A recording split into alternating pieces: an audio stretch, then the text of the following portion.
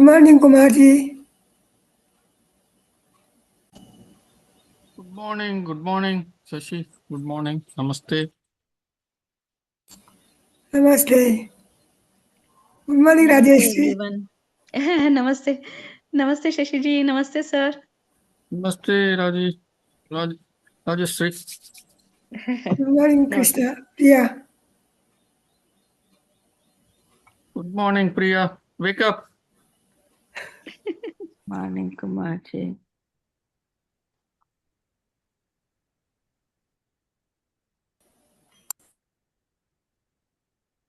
Wake up, my dear Priya. Wake up.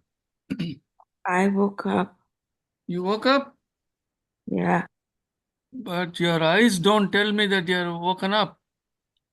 Your face doesn't tell that you woke up. I woke up.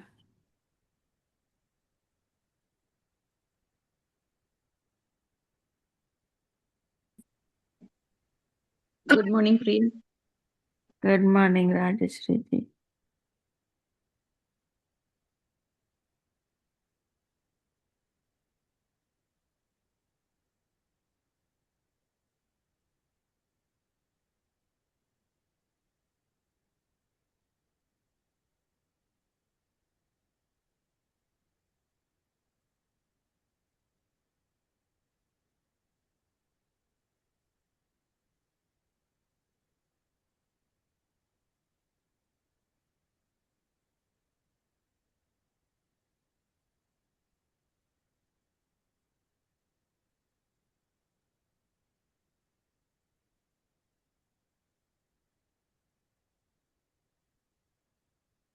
Let's wait for a few more minutes before others gather.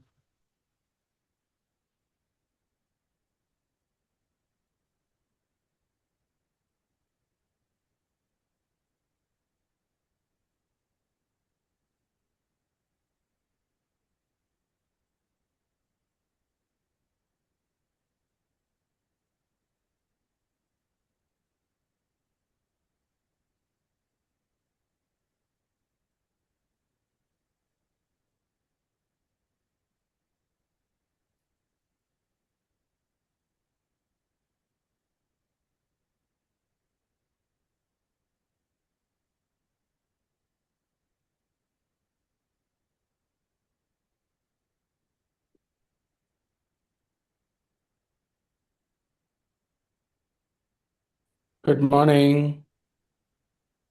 Morning, Mohan. Good evening, rather.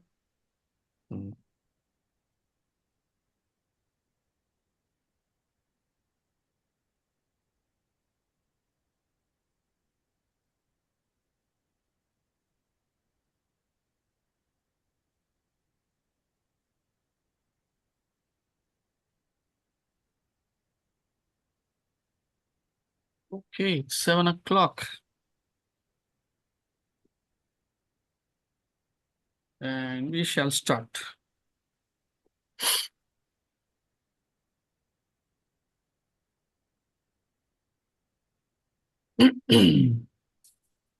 Today also we don't have the services of Purna. Namaste, Kumar. Namaste, Usha. Namaste. Good evening. Namaste, everybody. Namaste. So let's start with 3 Oms. Please take a deep breath.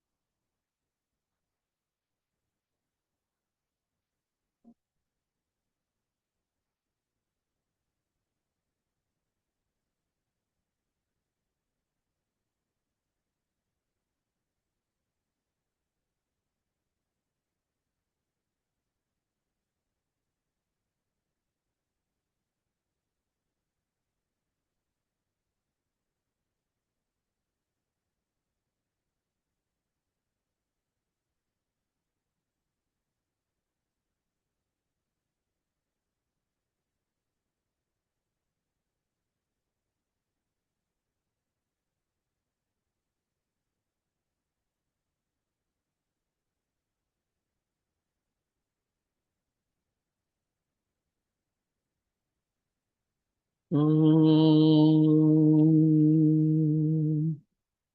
योगेन चित्तस्य पदेन वाचा मलं शरीरस्य च वैद्यकेन योपाकरोतं प्रवरं मुनीनां पतञ्जलि प्राञ्जलिनरानतोऽस्मि आबाहु पुरुषाकारं शङ्खचक्रादिधारिणम् सहस्रं शिरसं श्वेतं प्रणमामि पतञ्जलि श्रीमते अनन्ताय नागराजाय नमो नमः.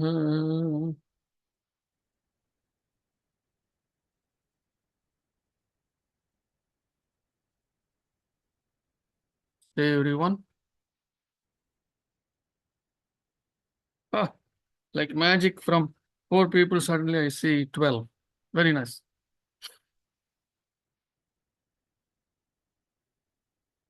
So let me bring up the screen.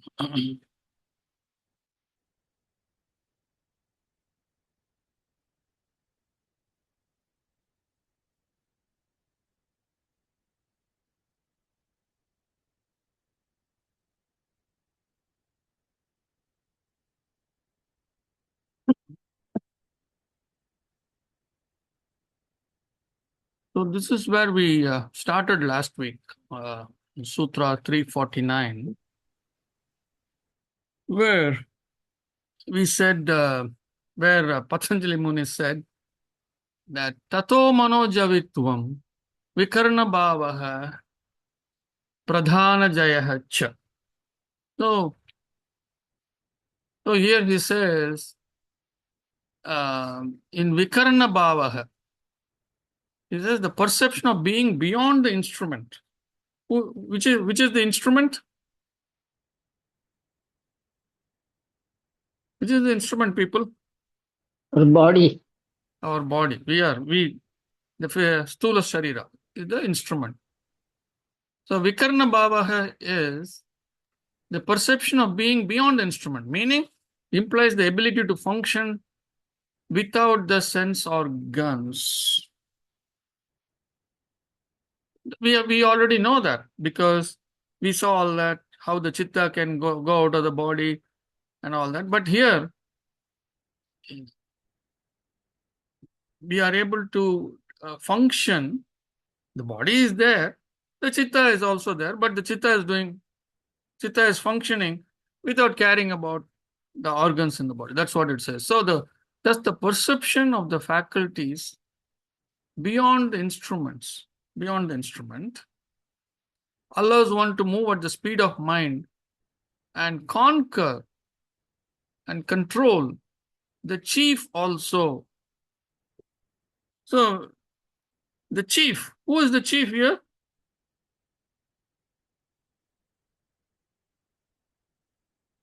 Conquer and control the chief. Ishvara. Okay. This is what we probably said last week, but actually, Chitta. whatever holds good on the earthly plane holds good there also. Who is the chief at home?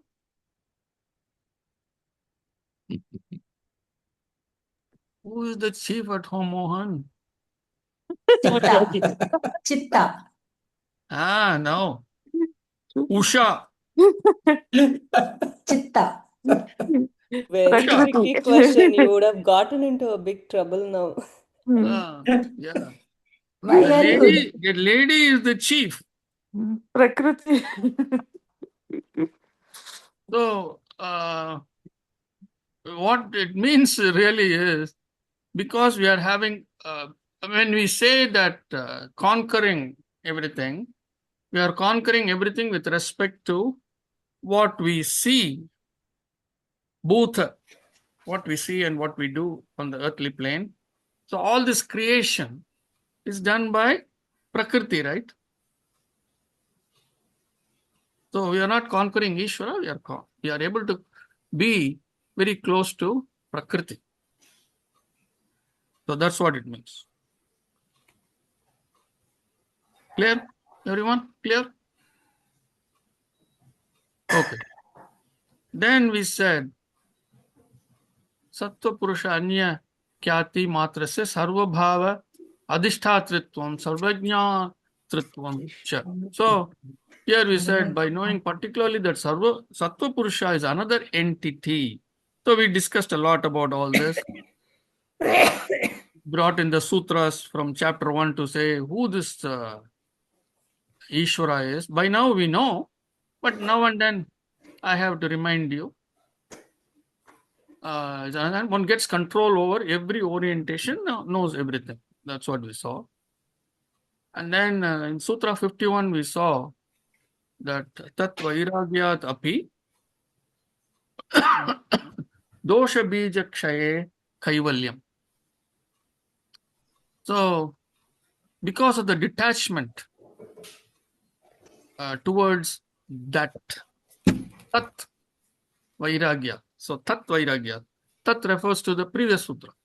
That is, you have become the chief. You can control everything. But then the jnana comes. Oh, I need detachment from all this. So, because of the detachment towards that ability to be able to do anything, even control and go conquer, and having conquered, Prakriti, because of the detachment, that jnana has come.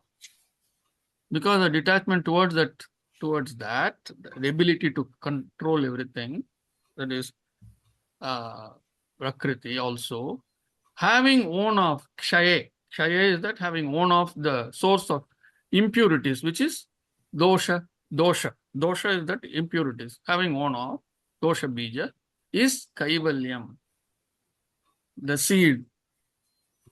Now the seed is planted for kaivalyam. So you get kaivalyam, that is freedom in ISO.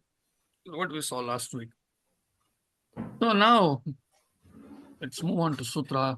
The beautiful Sutra 52.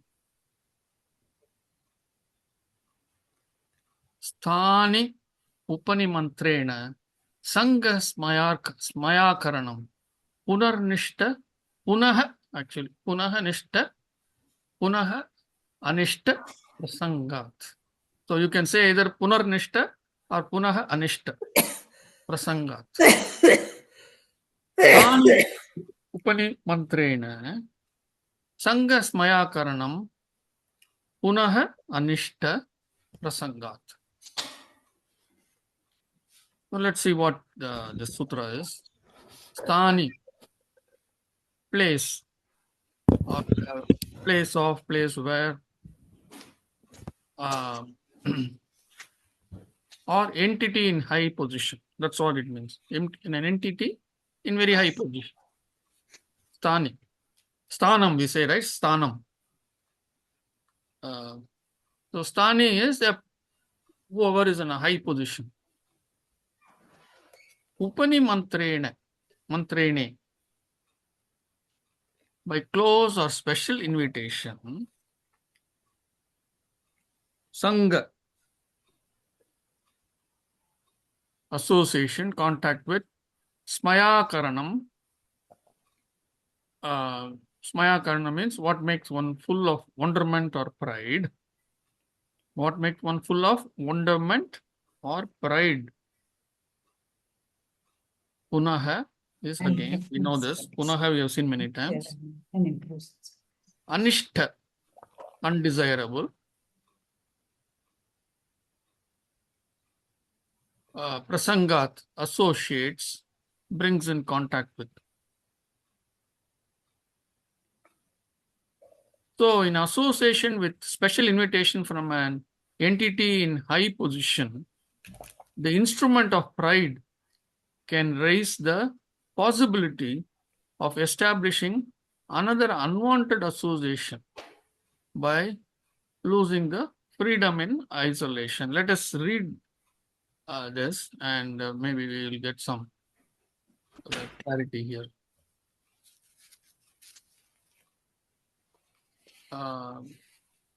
Every translation appears to find the word celestial being or deva as the source that leads one away from kaivalyam by associating with pleasures. However, the explanation of the word that implies celestial being is not clear in the sutta. There are two ways of looking at it. Sthani is understood to be an entity in high position, and Upanimantrena is understood to mean close or special invitation. In this case, one has to assume that the high position refers to devas in order to justify that interpretation. Correct? So, the next option is Than is understood as place of a place, like the nature of a place. Upanimantrene has mantra as the root word, and which means vibration. And Upanimantrene refers to zone of high vibration. Devas are in nature of high vibration. Such an interpretation would justify the use of devas. So, what we are saying, Sthani Upanimantrene means, for all practical purposes, devas. Okay, those that have very high refers to the zone of high vibrations. So deva, coming from the word root diva, really means being of light, or interpret as coming from the root word di, meaning one who gives, indicating extraordinary. Could that be an angel? Huh? Could that be translated as an angel? Yeah, something. Yeah, yes. Higher entities and to Yeah, me, all those entities in zone B. Many of those souls that are in zone B, which don't have karma, which have exhausted all their karmas, but who are still hanging around there because they have not completely, their ID is not demagnetized for whatever reasons. So we are talking of those higher beings. So the meaning one who gives, indicating extraordinary abilities to control in the subtle realm of vibrations. In either case, deva is understood as the highest form of vibration. So highest form of vibration is the chitta, right? In fact, each mantra vibrates with a specific deva, and through that vibration, one can communicate with that deva. This is the basic concept of wireless transmission. Hence, by the term Upani Mantrene, it could mean the zone of higher vibration. Instead of by special invitation, which is the common meaning, therefore, Sthani Upani Mantrene must be understood as places in the upper zone of vibration. Places in the upper zone of vibration. Instead of the places one goes to by close invitation, which is the common interpretation. That's how people normally interpret this. So we are not going to interpret it that way. We are going to interpret it as zone of upper zone of vibrations, higher zone of vibrations. To find any reference to devas in the sutra, the word nimantran or invitation has a special meaning. Traditional people will not consider an invitation card as an invitation. I mean, this is based on older values in the society, especially in India. I don't know how. Maybe it was there in the Western sphere as well. I mean, I remember very well for weddings and things like that. Weddings, Upanayanam, any ceremonies. It's not just enough if you write a postcard or send an invitation. One has to go personally and invite them. A person has to go in person and extend a verbal invitation, especially who are all within reasonable distance. A person has to go in person and extend a verbal invitation, handing over the invitation card. Without that, no mental connection in the zone of vibration is said to be complete. Hence, this alternate interpretation may be considered as a possibility to justify the word Deva. So, initially, the state of losing Kaivalyam noted in Sutra 52 would appear to be in the zone of incomplete knowledge.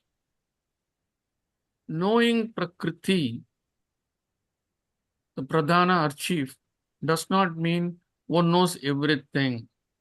Okay? Since one has not reached God. Here, when we say God, we mean Ishvara. A God yet, as noted in Sutra 49.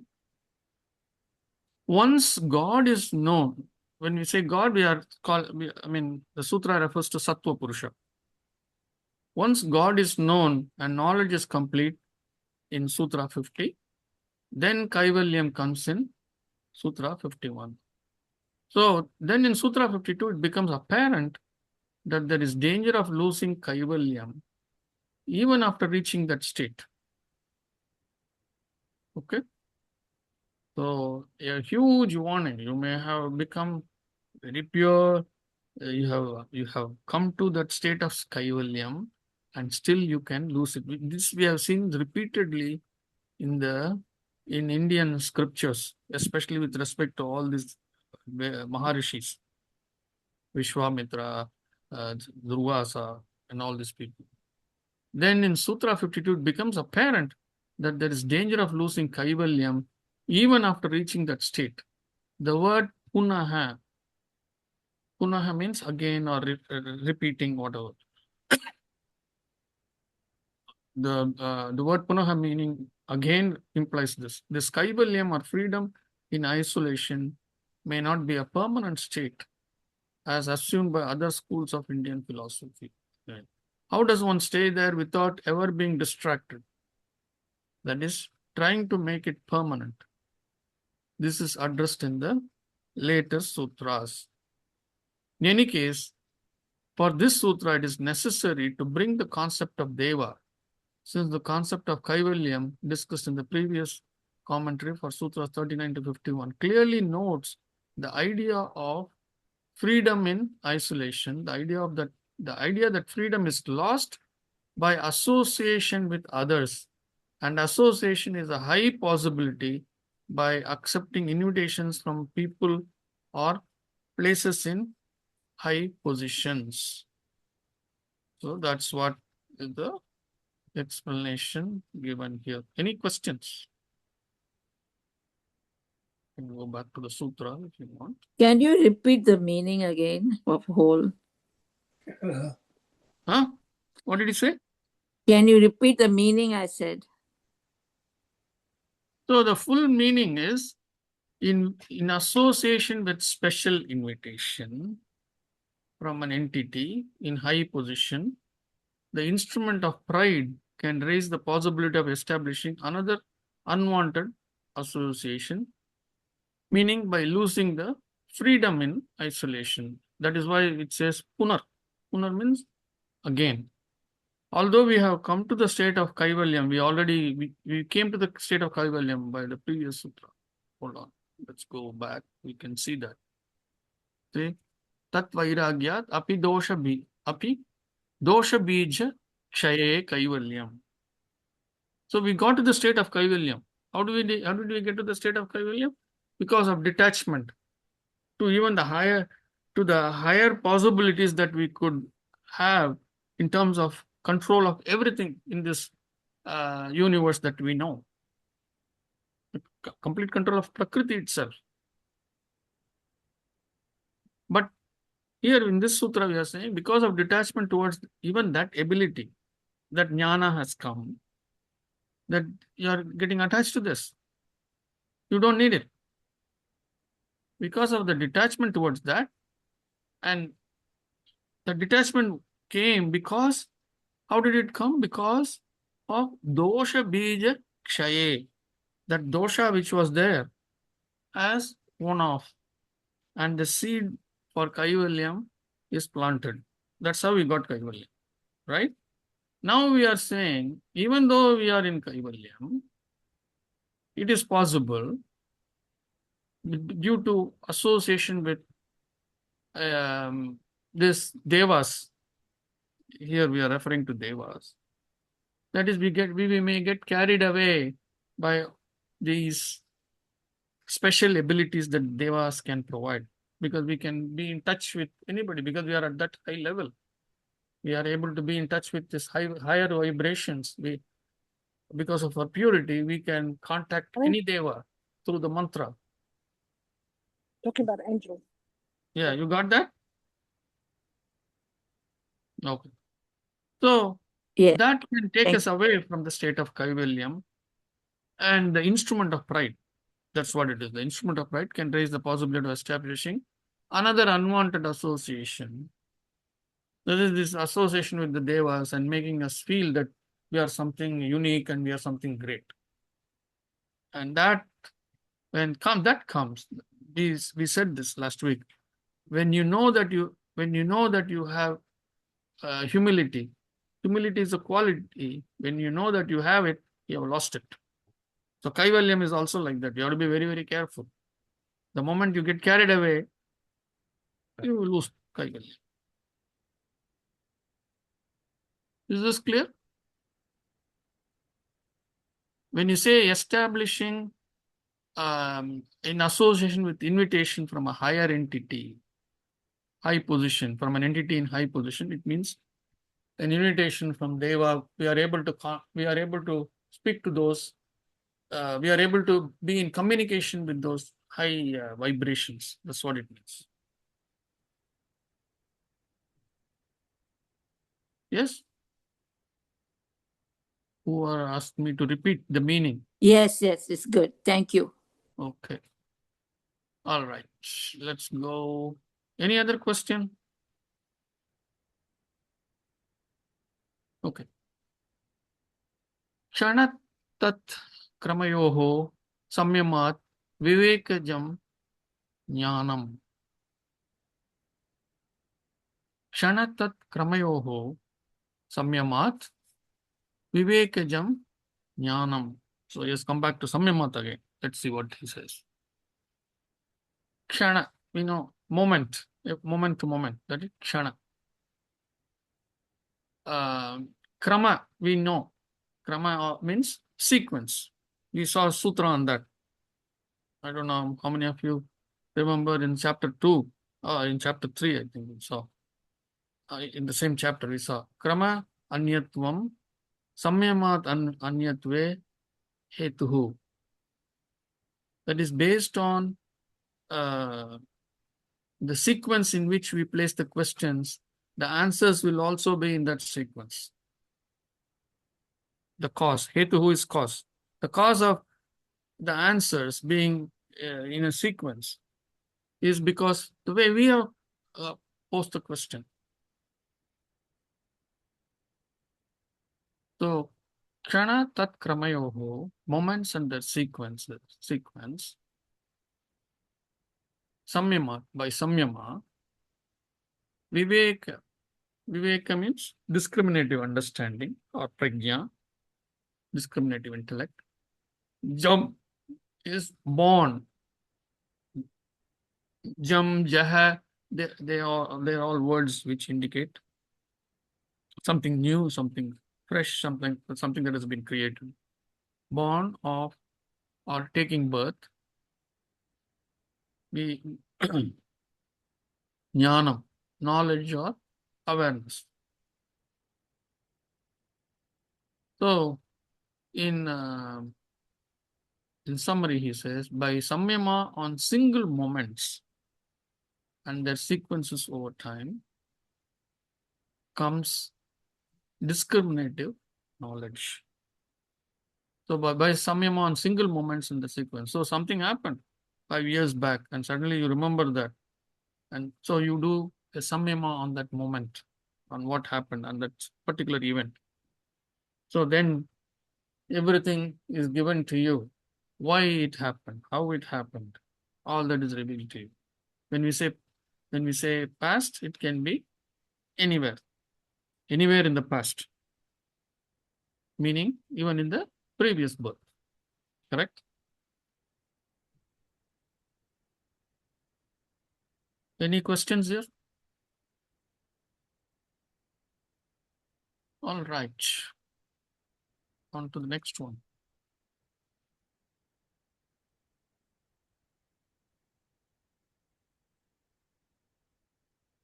So this jam, jaha, all that we have seen earlier too. We saw a sutra, I think in chapter 2, where we said tat jaha sanskara anya sanskara pratibandhi. Tat jaha, from that, tat jaha sanskara, a new program is created from that. What is that? It refers to the previous sutra.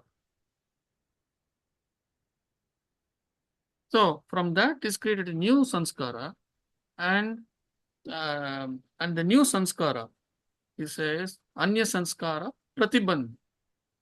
The new sanskara locks up all our old sanskaras. So this should be very clear to Priya. She is slowly creating a new sanskara. And the new sanskara, as it is getting created, it is trying to lock down the old sanskaras. And the old sanskaras are rebelling. Every day it rebels.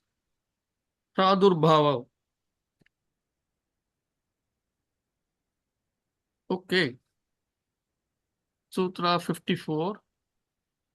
Jati lakshana deshaihi anyata anavachhedat tulyayoho tatah pratipatihi. So now he is defining a state called pratipatihi. Like many states he told us, right? Right? Nirodha parinama. Then he said samadhi parinama. Then he said ekagrata parinama. Earlier he said sabija samadhi, nirbija samadhi. So many things we have seen. So now he is giving another state called kaivalyam, and now pratipati. So let's see what it is. Jati, we know the meaning of all these words. Jati, that is birth, race or species of birth. Lakshana, we know. Lakshana is indicate. We saw that. We saw the sutra. When you do a samyama,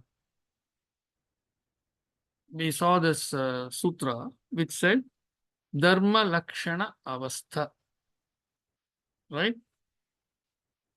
Etena bhuta indriyeshu dharma lakshana avastha parinama vyakyataha. In chapter 3. In this chapter only we saw earlier. So when we do a samyama itself is a 3-step thing, right? Dharana, dhyana, samadhi.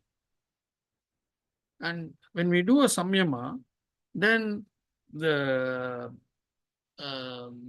wisdom that comes through the samyama has three qualities. That's what the sutra says. Etena bhuta indriyeshu dharma lakshana avastha. And then it says parinama vyakyataha. So the dharma lakshana avastha. So here he says the jati is, we know, is birth. Lakshana.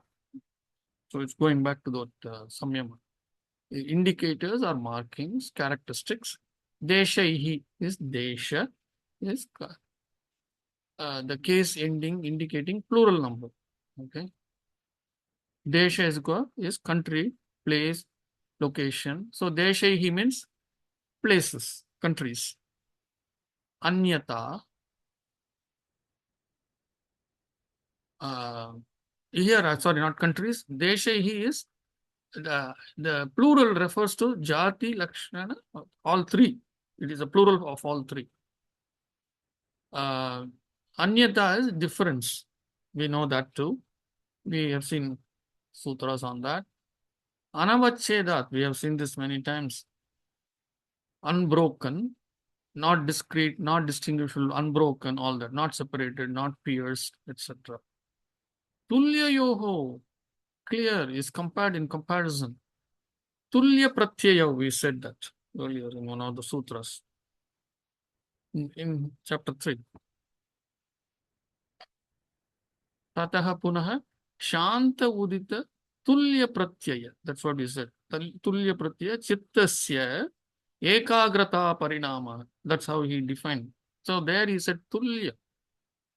In Tamil we also use this word tulya. Tulyam, very clear. Is compared here. It's having a different in this context. Is compared in comparison. Tataha, by that, Tatipatihi is discriminative intelligence. Is directed state of high intuition. So this is even higher than that Vivek we saw earlier, right? Vivek. We said discriminative understanding there also. This is even higher than that. So in summary, that by which one is able to compare when otherwise there is no distinguishing birth characteristics. So there are no distinguishing birth characteristics, but one still is able to compare. Observed indicators, birth characteristics, jati. Observed indicators, lakshana or location differences, is pratipatti, right and complete knowledge. So that by which one is able to compare when otherwise there is no distinguishing birth characteristics. So one is able to still compare even though nothing is present about the jati, nothing is about the lakshana, none of those things are there, or location differences, is pratipatihi, very high, complete, intuitive knowledge. Any questions?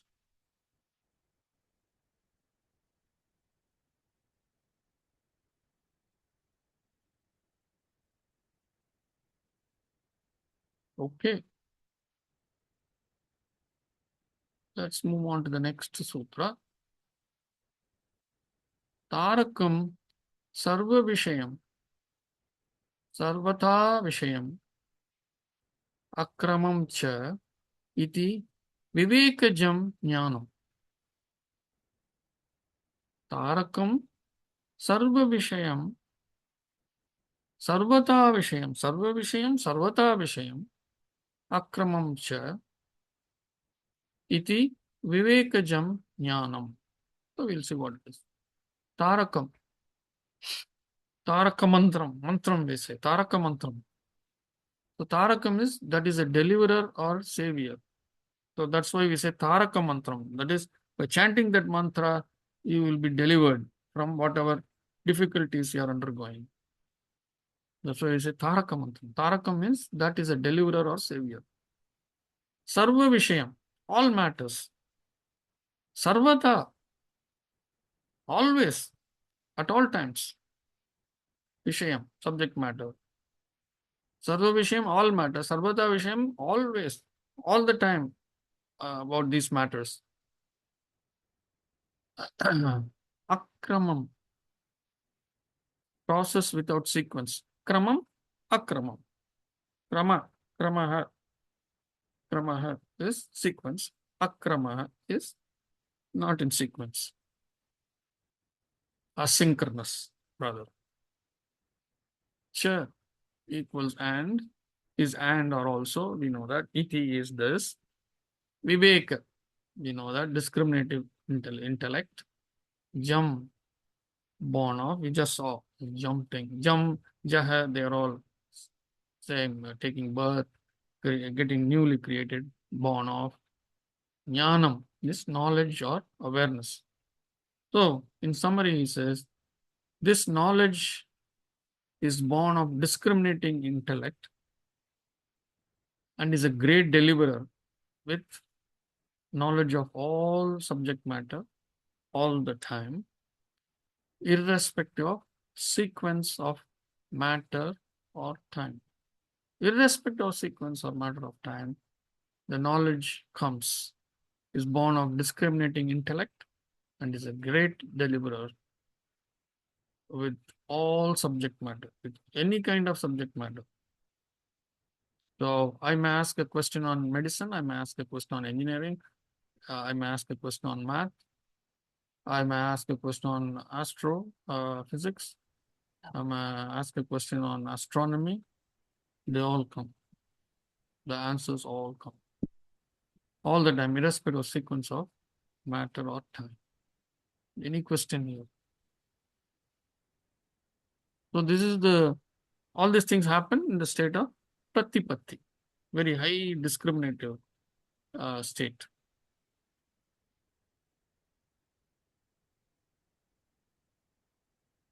With that, we come to the last sutra in Vibhuti-pada. Vibhuti-pada. Can I ask something? Yes. Is that how we find out whether our guru is the top grade, that he can answer everything we ask? The guru can answer. Come again. Yeah. If we ask anything our guru and he can answer everything satisfactorily, does it mean he achieved all this, what is 3.55 says? Not really. As a test? No, not really.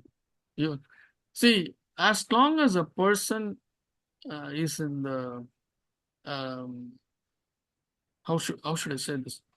See, you have to test the person in all subjects, right? We are saying in this sutra, the earlier sutra, in Sutra 55, we said all subject matter, right? So, to ask a question, if you ask a question in medicine and the teacher or the guru is unable to answer a question in medicine, obviously he's not in the state of pratipatti, right? But that is nothing to take away from the teacher.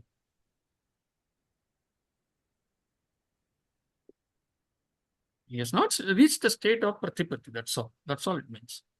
Not everyone has to be in the state of pratipatti.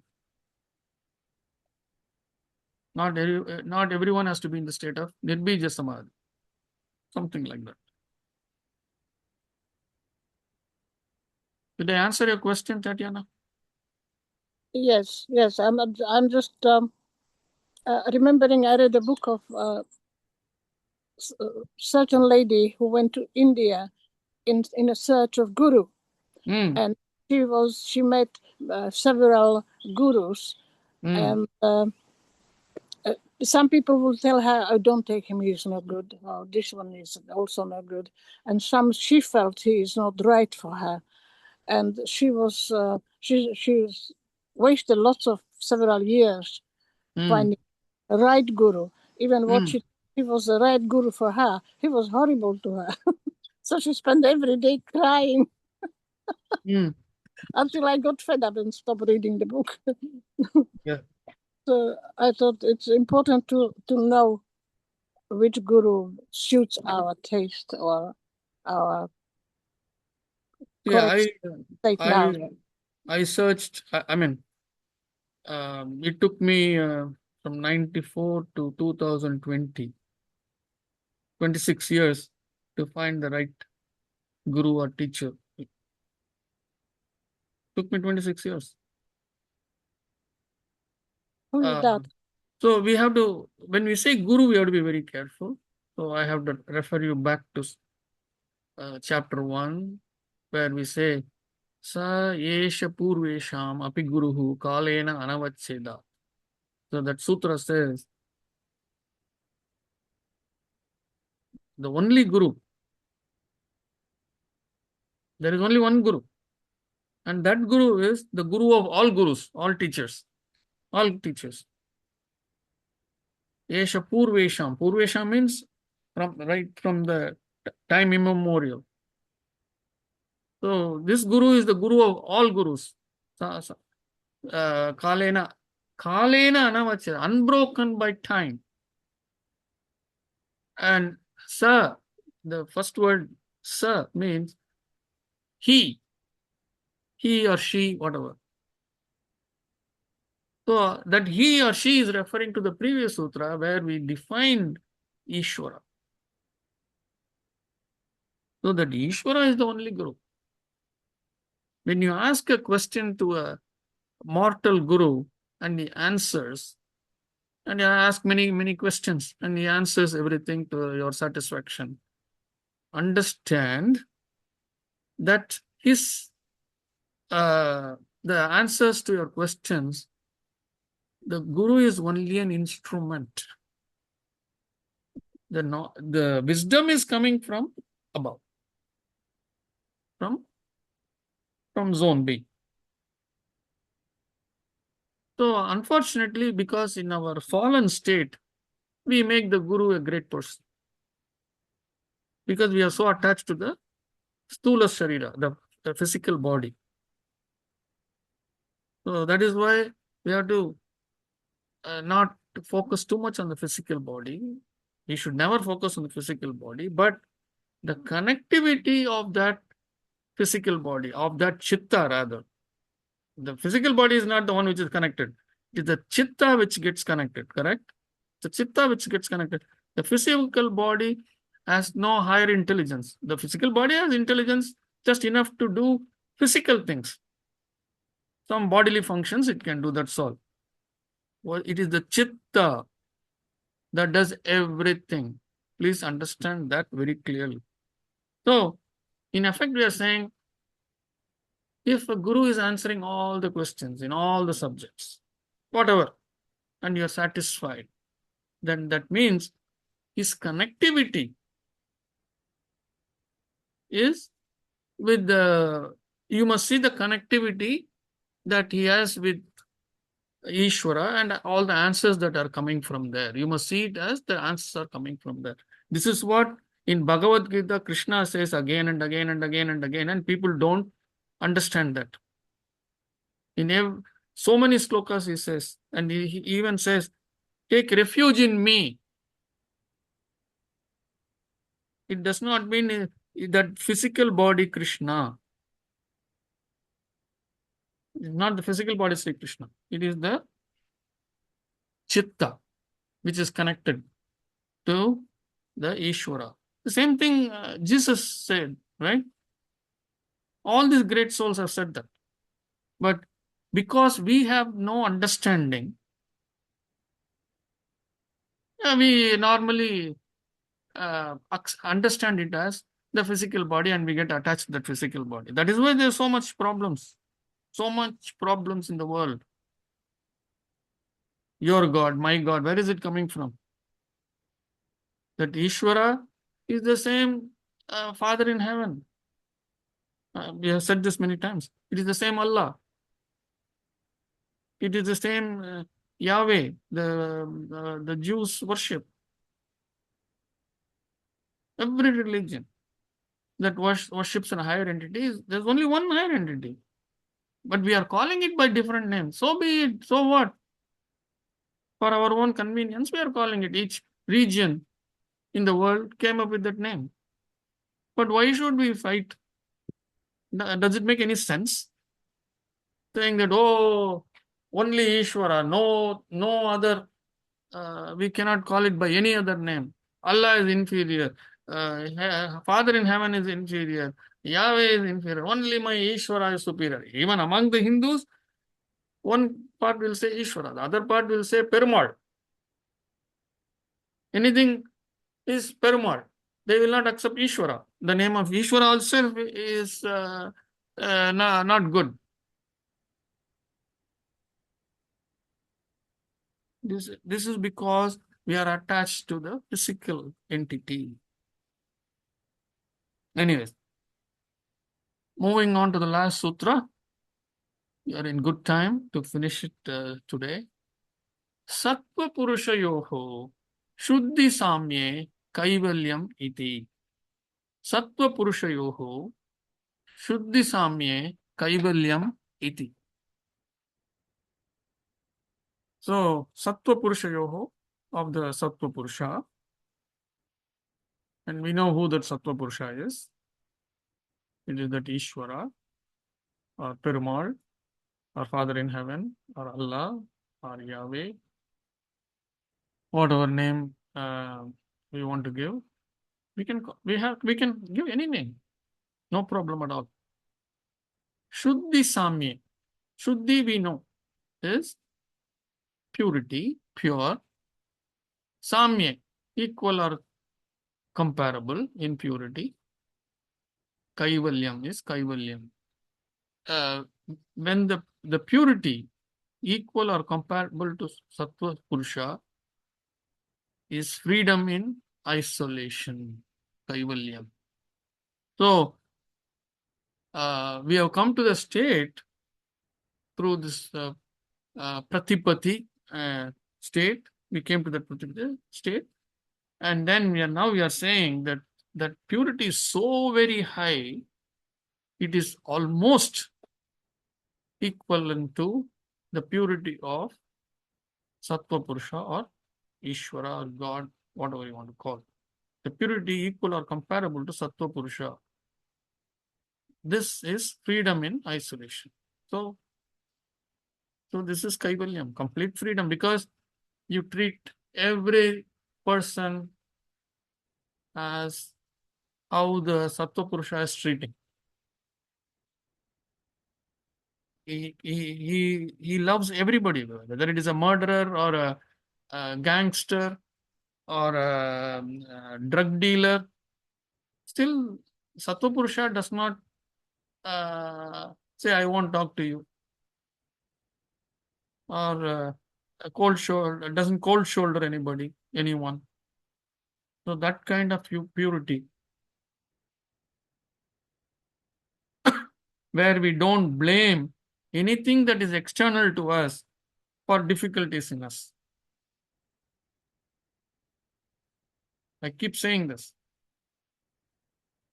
Normally, all the time we say this. Because, the world is so bad, there are so many bad people, and we have to grow up in a very good environment, blah, blah, blah, blah, blah. They're all bad people with bad thoughts, with bad habits, with bad language, with bad relationship. When such people are around us, we should run away from them. Yeah, moderation. But the thing is, we still have to love them. So that love for everyone will come only when we have that openness and that understanding. And that's what he says in Kaivalyam. Because the purity is so high, there is no differentiation. How we tell our child, oh, you must be like X. You must be like that child. You must study like that child. You must play like that child.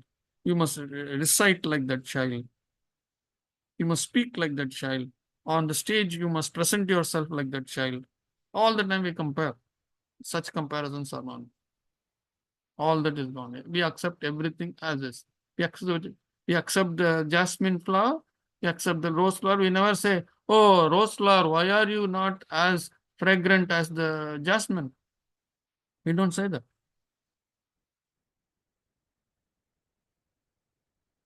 Any questions?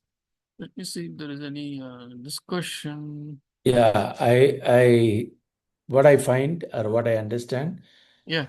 already there are 4 samadhis. Then you reach Sanyama. After that, then you reach Prajna. Then comes where the Devas invite you. Then go to what is it called? Pratipati. Then you get to the Sattva Purusha, Kaivalya. And till you reach the earliest stage of pratipatti, you can be tempted and you can lose or you can Yes. get distracted, Mhm. right? So is that sequence correct? That is the number of No, he is saying even in Kaivalyam you can lose. Kaivalyam also you can lose. Hmm. I thought once you reach the pratipatti, then you don't. Any time you are in the physical body, you can lose. Okay.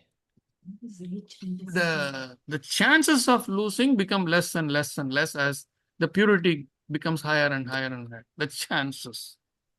The mathematical probability gets lesser and lesser and lesser.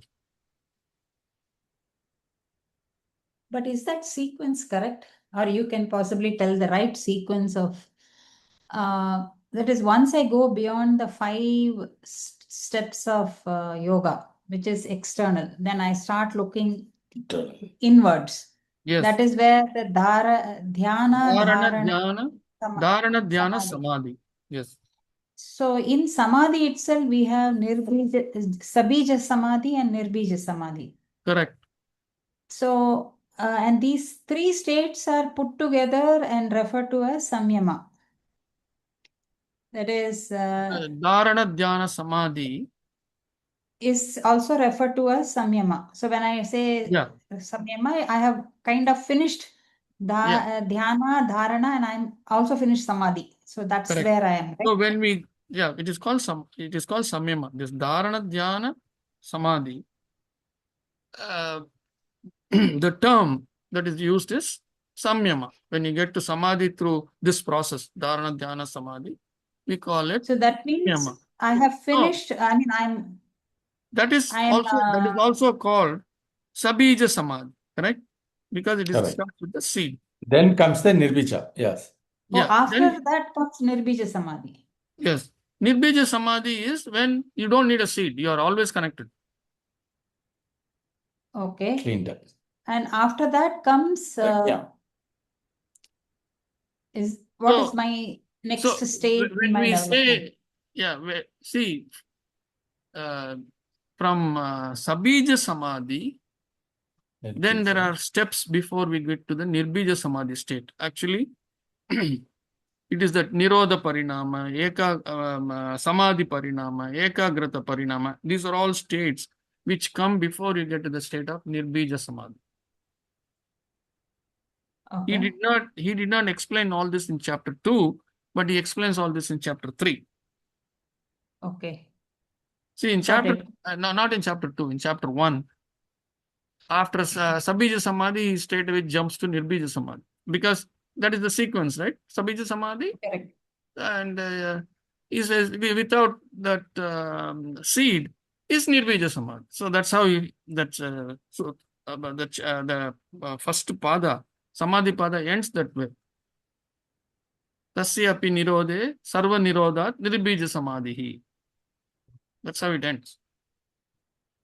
Correct. And then in chapter 3, he is defining what are all the various stages between the Sabija Samadhi and Nirbija Samadhi.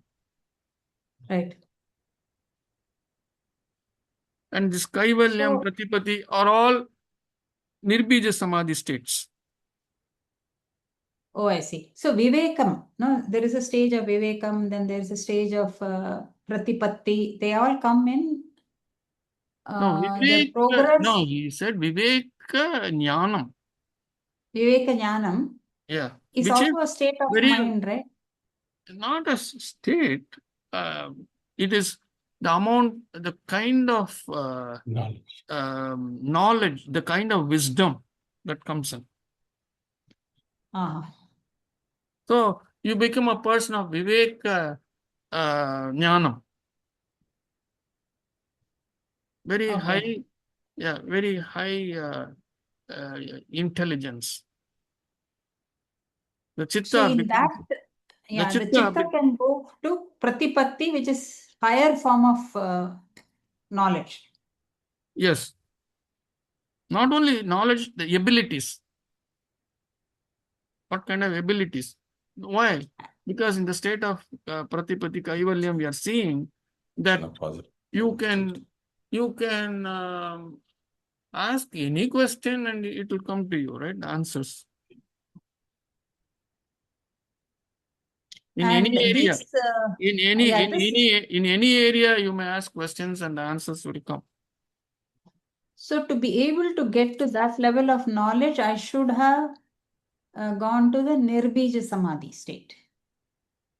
I wouldn't say you should have gone. See the state of the final state of Kaivalyam or whatever, Pratipati or whatever. That is the state of Nirbija Samadhi.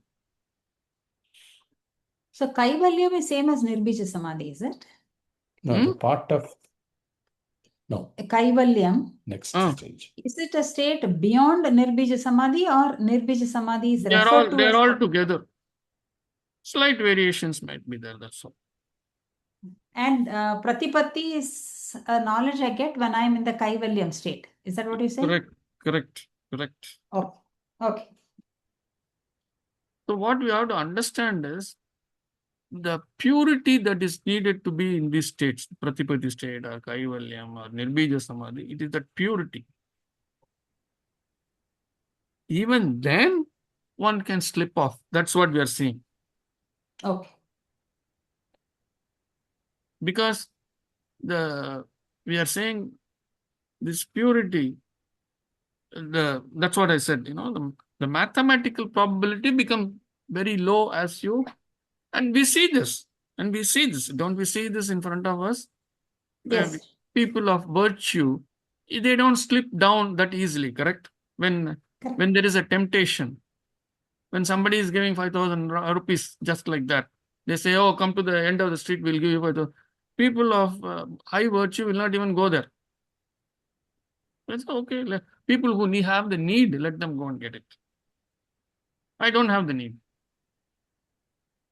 When that virtue is not there, a person who has a millionaire, he will run out and get that $5,000. With me? Okay, got it. Yeah. Kumarji, Yes. I feel that Pratipatti and Samapatti, that the word Patti here means a lot because Sama and Prati is like, joining. I don't know. So what does that Patti word mean? Is it? Good question. I have not researched that.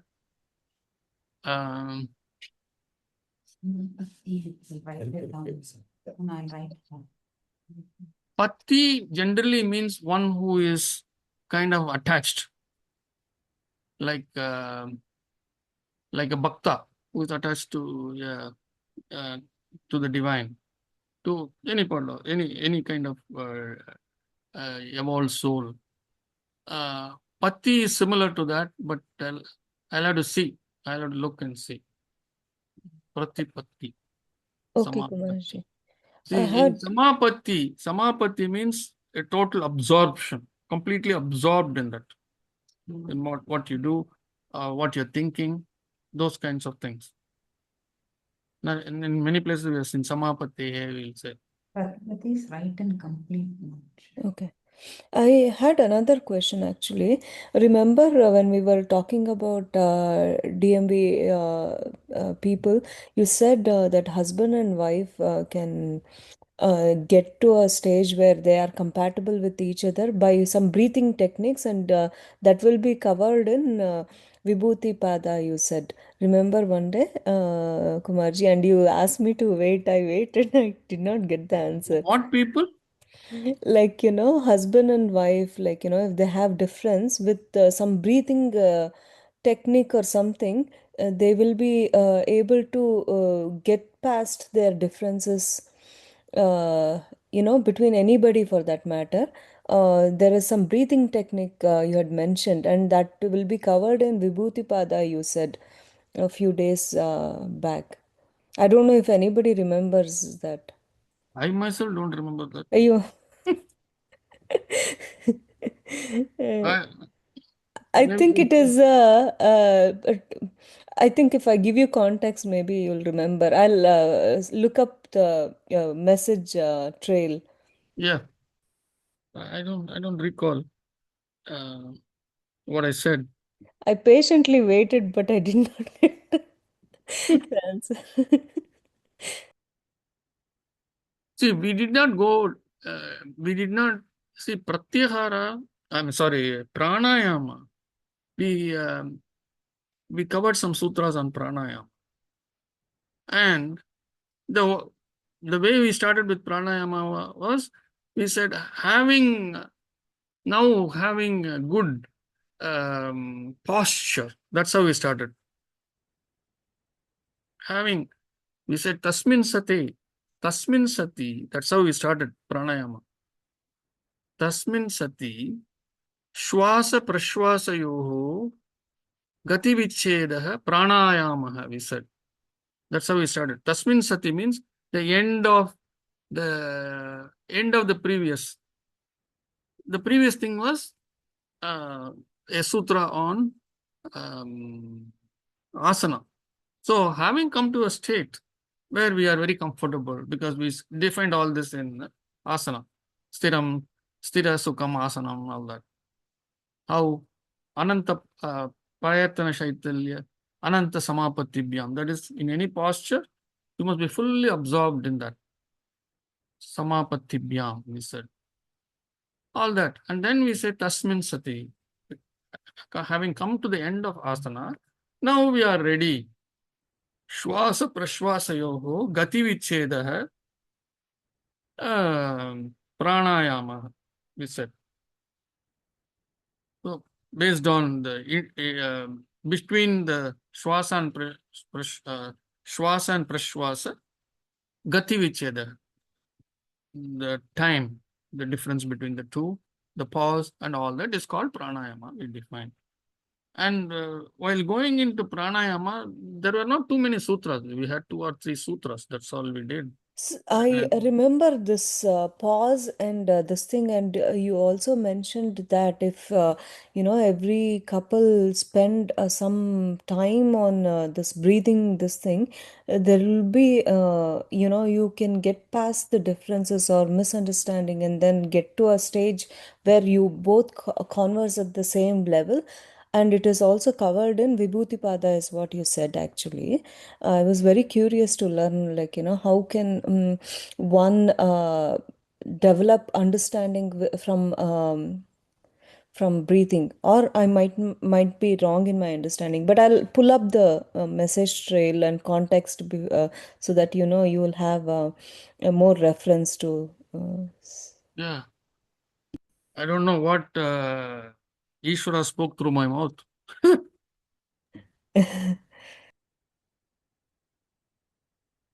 Okay. So, let me see if there is any other notes on.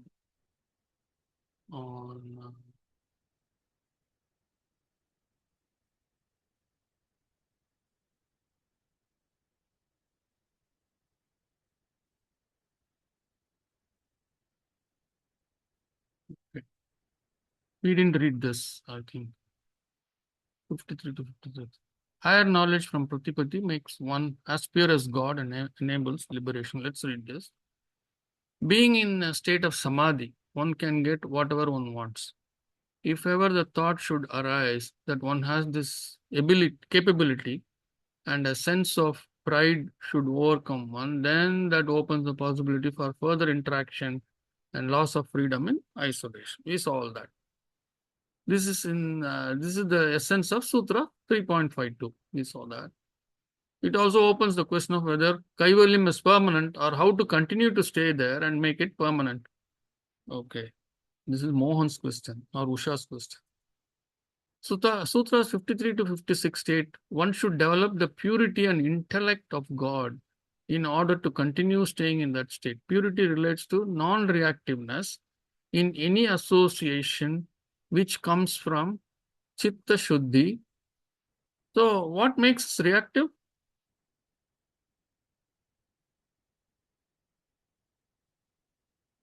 Lack of Chitta Shuddhi, right? Chitta Shuddhi is Klesh. Kleshas. purity. The Chitta purity. So, yeah. So, what did you say? Klesha. Klesha. So, reaction comes from Klesha. So this is what we are saying here. Purity relates to non-reactiveness in any association, which comes from Chitta Shuddhi or elimination of all impurities, the program. So this is the answer to your question, Ashwini, on conflict. The conflict arises because of the klesha. Klesha is the fellow who creates that conflict. When the kleshas have gone, there is no conflict. By being an observer in every moment, one can accomplish that. With that comes even greater knowledge. Beyond that of Prakriti, the master program, while a program is sequential in flow and logic, the intellect of the creator of the program is beyond that. When one can understand why something is as it is without going into sequential search, that is the highest knowledge. So accepting things as they are, as they come. Okay. Instead of questioning why it is like this, why it is like that. So that's what he's saying. Without going into sequential search, that is the highest knowledge. This makes one standing equivalent to God or Sattva Purusha and gives the state of Kaivalyam or freedom in isolation. So we normally ask all these questions, right? Why did God make the solar system? Why did he make so many solar systems?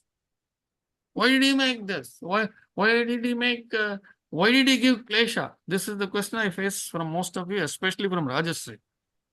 Why did I get Klesha? Why do I have to suffer? So that's the answer to that question is here. Without going into sequential search, that is the highest knowledge. This makes one, hold on. When one can understand why something is as it is, without going into sequential search, when we can understand that klesha is part of us, because Prakriti has klesha, and since we came out of Prakriti, we were launched by Prakriti, we have that. Then the question comes, why did Ishvara give klesha to Prakriti? Right? So that is the designer's choice. Because what is klesha after all? We saw, right? What are the five kleshas? Avidya, asmita, raga, dvesha, abhinivesha. Without desire, raga, without desire, there is no creativity. There is no creation.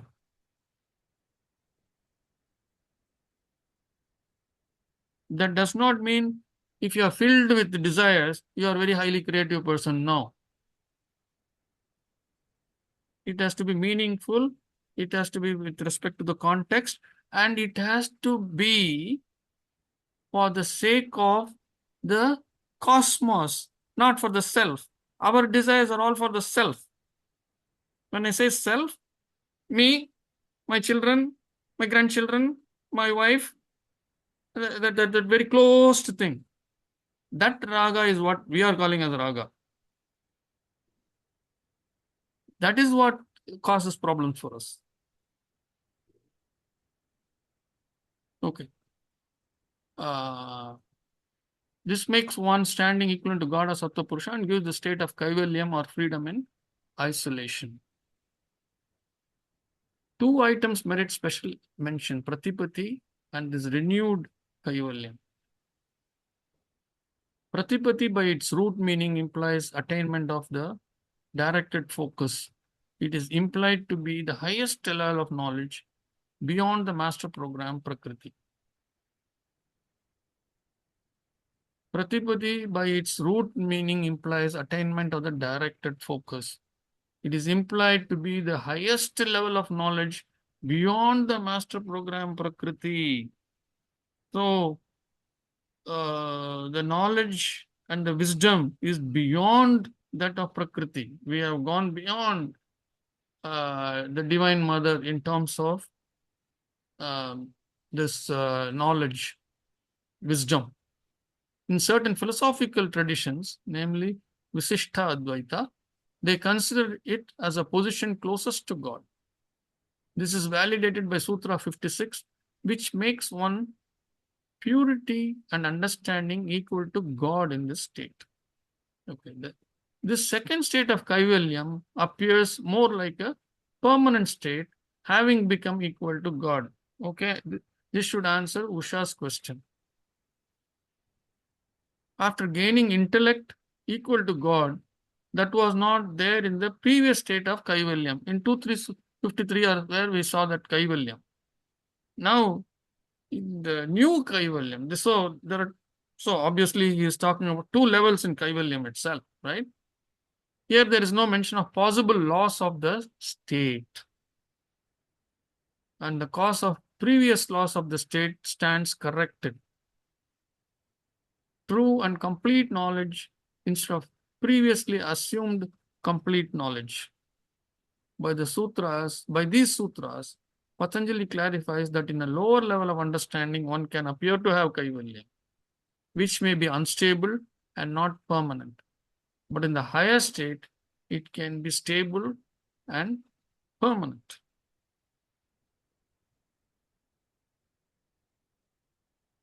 So these are the two states of Kaivalya. So in Sutra, the last few sutras, 55 and 56, we are coming to a state of Kaivalyam or Pratipatti state where we will stay there.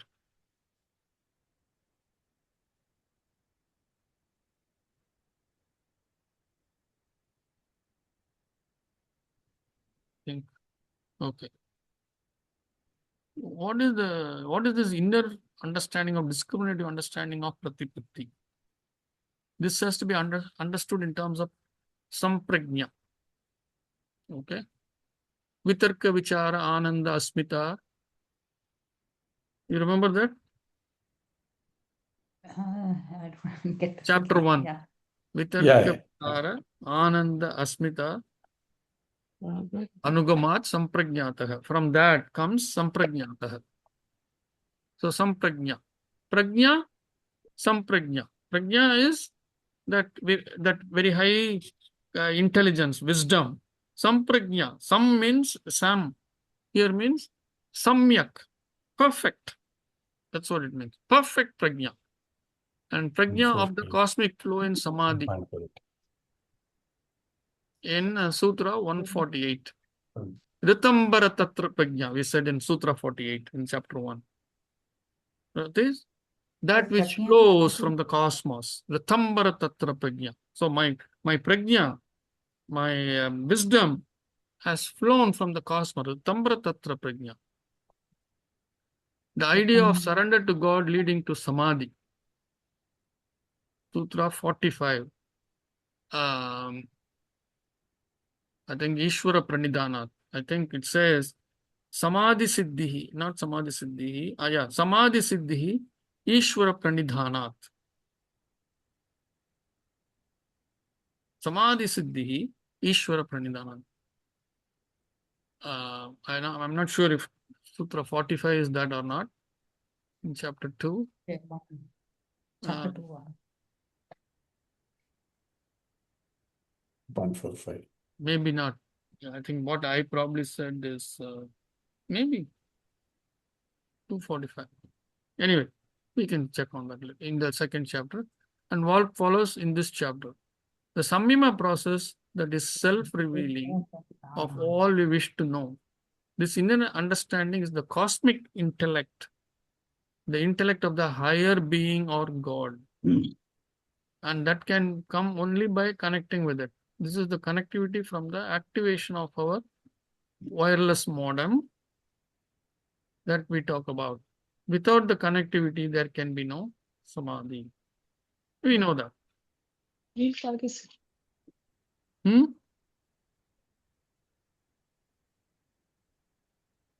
Samadhi cannot be confused with kaivalyam or liberation. Absence of avidya or having correct knowledge about oneself, leading to gradual breakdown in our software programs, leads to kaivalyam.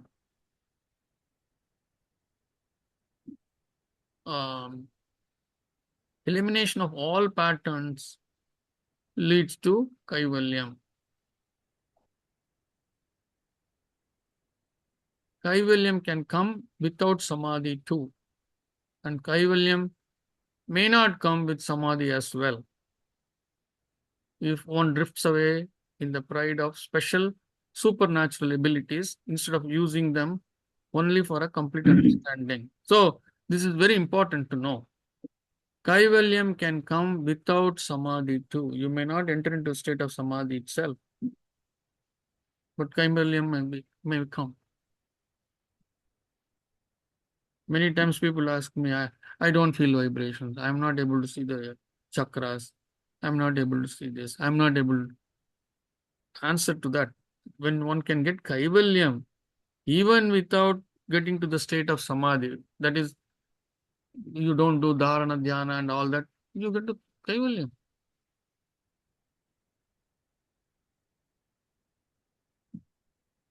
And kaivalyam may not come even if you get to the state of samadhi, vice versa. If one drifts away in the pride of special supernatural, blah, blah, blah, all that. Different levels of samadhi are described by Patanjali. Samadhi that is always present, nirbija samadhi. He's answering all your questions, Usha. And samadhi that is present only when induced by a stimulant or seed. This is what Shashi was asking the other day. Sabija samadhi, or two of them, or just the two of them. B, samadhi leading to intuitive knowledge and samadhi leading to kaivalyam. The term dharma mega samadhi, we have not seen it yet. We are going to see it in chapter 4. Is introduced in this context. These correlate with the life in yoga language of percentage of connectivity. Okay. In life, we say that connectivity is natural when we let go of things and have the attitude of an observer, letting go of things, detachment. Detachment is scary to all of you. The moment I utter the word detachment, I was mentioning in some other in this class or some other time, you think of like there is a big railway yard and there are coaches connected to the engine, and one coach is left in the railway yard all by itself, and the rest of the coaches go away with the engine. We think of detachment as that we are left alone in the yard all by yourself, all by ourselves, nobody there, nobody to take care of us, nobody to even look at us, nobody to talk to. This is how we see detachment. The way I am saying detachment is you are part of the train. You are still part of the train. You're one of the coaches in the train. You are still in the train. Part of that set of compartments, set of bogies. But the bogie doesn't say, oh, all bogies, please talk to me. All bogies, please say you love me. It's not asking that. It's not doing any of those things. It's just by itself. That is detachment.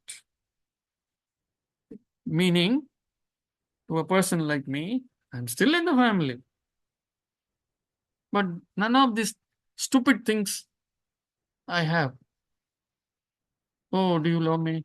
My grandson, and he was here yesterday. I have to constantly tell him, I love you, I love you, I love you. And then that is not enough. Then I have to ask my grandson, do you love me? Sometimes he may say, I love you. Sometimes he will just run off saying, oh no, I don't want to say anything. And he will run. Immediately I get upset. Until he says 1,000 times I love you, I'm not, even with 1,000 times, I'm not satiated. This is our condition. Detach from that. You are whole by yourself.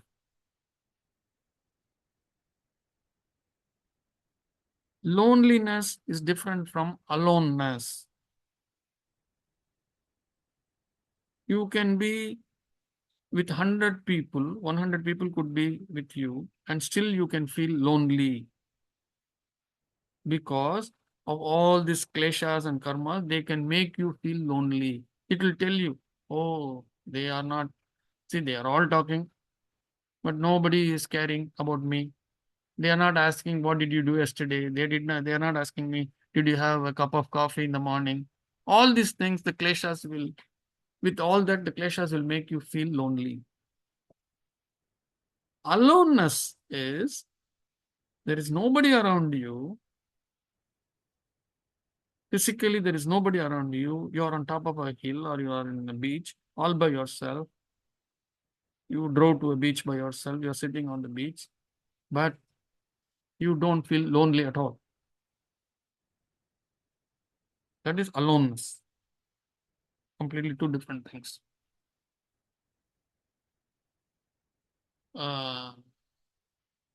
So in our life in yoga approach, we say that connectivity is natural when we let go of things. We have to let go of things. We have to let go of these stupid expectations in relationships and have the attitude of an observer. It does not matter how many times a person says, I love you. It does not matter one bit.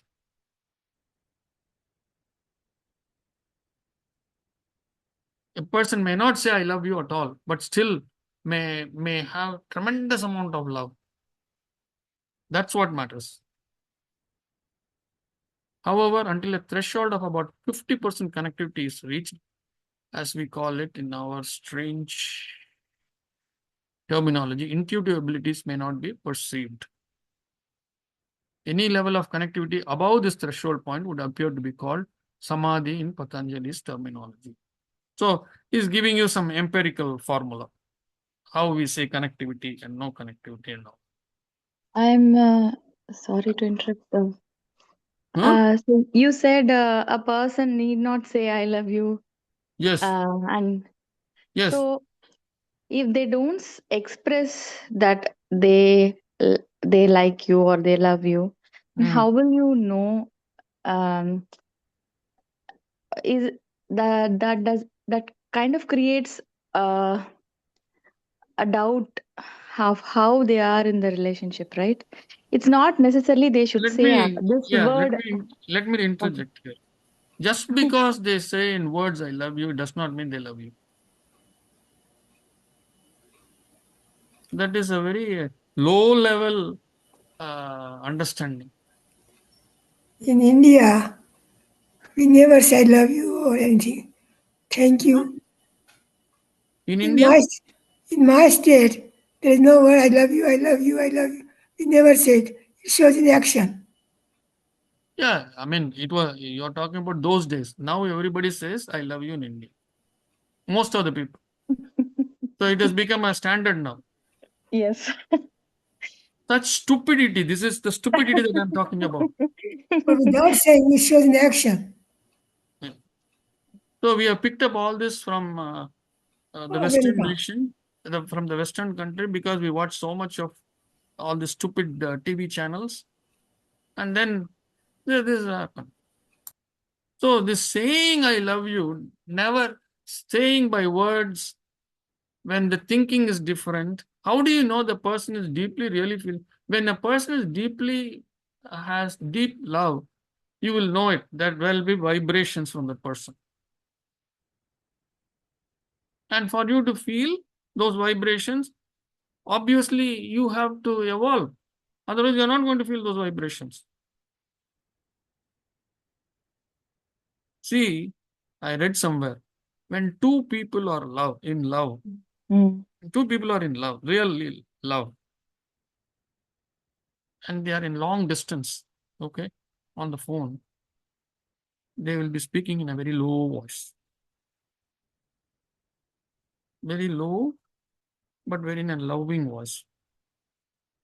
When two people are not in love, even when they are sitting next to each other, they'll be shouting at each other as if they cannot hear. Okay. So that is one way of knowing whether there is love or not. The body language is there. The body language will tell you. The eyes will tell you when you're in when you're in person. The other person's eyes will tell you whether they have love for you or not. The disgust or love in eyes is very easy to find out. Very easy to see that. If you are not seeing any of these things, Mm. then this thing comes of I love you stuff. Oh, okay. So if even sometimes you feel all that, and you are a person of who needs words of affirmation, then Who still it is is that stupid. person? Oh, hold on. Who Who is that still is? person? Hold on. Who is that person who needs affirmation? Who is that person? I'm not saying not asking name. Yeah, yeah. Who Hold on. who? Let me define. Is that the body or is that the chitta? Which is wanting that? Body. No. Chitta. Chitta? No. Obviously, right? If it is not the body, it has to be chitta. People, come on, you have to think. The body has no intelligence. All these requirements are from the chitta, your software. You are chitta, you are not body. As long as you think you are body, you are doomed. You are not the body, you are the chitta. And what in the chitta is asking for this constant reiteration? What in the chitta? The chitta by itself is pure. What in the chitta? We have discussed this many times in the class. What in the chitta? Avidya. Huh? Avidya. Vidya. I mean, you have to say it in full. The sanskaras 5 klesha. or the kleshas. It is the kleshas. So it is the klesha that is demanding that somebody should tell you, I love you. So where is the problem, Sarah? Where is the problem?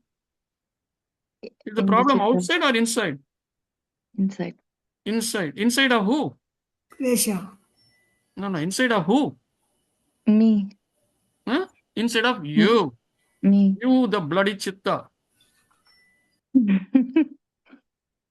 And then you say the problem is outside.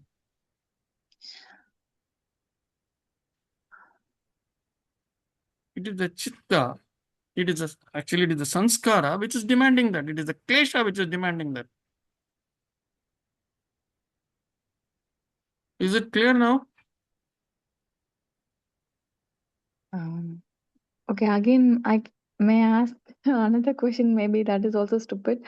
Um, no, if your personality is still that you need words of affirmation, and that is also No, because of. hold on. I'm going to hold you right there. Personality. Another word you're using, personality. Is this personality belongs to the stula sharira, the physical body, or to the chitta? Chitta. Chitta. Let her answer, Shashi. Yeah, Your yes, answer. Huh? yes. Thank you, Chitta. Yes. Chitta. Which Mm. part of chitta? Um, Precious. Kleshas. The impurities. The impurities make up the personality. So where is the problem? Your personality is demanding it, means your kleshas are demanding it. Where is the problem? Inside me. Inside you, your chitta, your sanskara. That is the problem. Every time that is the problem. Oh,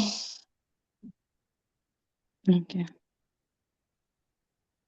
Are you understanding? Have you Yes, yes, understood? yes. I understand. That is how we have to break down everything. Every single time immediately see it is, where is this coming from? Is it coming from the physical body, or everything is coming only from the chitta? Because the physical body has no intelligence. It doesn't think. It is the chitta which does all the thinking, but it is so smart. It puts all the blame on the physical body. Kumarshi, can we break it down, this particular emotion to klesha category, like, a combination of, the feelingness, or like, the need to get that seeking of love? Can we break it down to maybe a part of Asmita, and also like, like that, like a, can we do that? It could be raga. Raga, yeah. Mm. Raga, Asmita, and also Asmita Abhinav. is not Asmita. Asmita is experiencing it. So Asmita, either doer also is there, right? Like, doer is I do. abhinivesha. Doer is abhinivesha. Asmita is the sense of experience. Abhinivesha is the doer. Oh, isn't it fear, fear of death? Fear of death? In some people say Asmita, Abhinivesha has fear of death. In a sense, because it is the ego part, people say it as the fear of death. So, I mean, we don't consider it as fear of death. No. I, I, Yeah. I see. Here we are seeing it only as I am the doer. The doer. Mm-hmm. Okay. So if you have to break it down to a combination of klesha for this example of Sarah, how would you break it down, Kumarji? I would say, see, basically it is avidya. That stupid avidya is the root cause for everything. It is what it is. It says, oh, I have to be this reconfirmation has to come all the time. I love you, I love you, I love you. Meaningless 3 words. When there is true love, you will know it. And it is the desire to hear those words again and again. It is a kind of reaffirmation. Oh, actually, that person really loves me. But actually, this bloody I love you itself is not I love you, I lust you. There's no love. It is based on some infatuation and lust. Especially at the adult level. Children level, it's love. It's love in the sense it is more of attachment love. More of attachment, not true love. A true love will never demand this. A true love will never kind of once in a while it's okay. Once in a while. But not, 1,000 times a day. It makes no sense.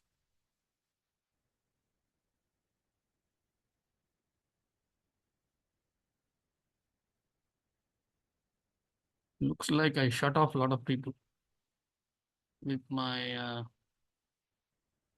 monologue, harsh monologue. You have to come to reality. Okay.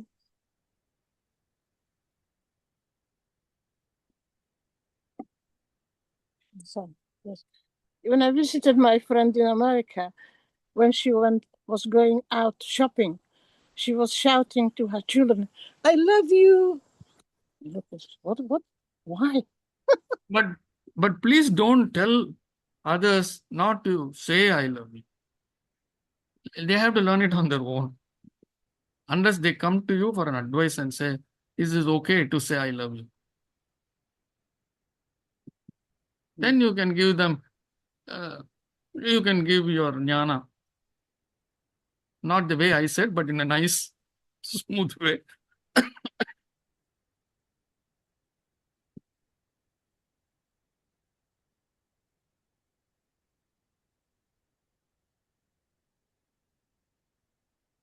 So this I love you business is ridiculously stupid.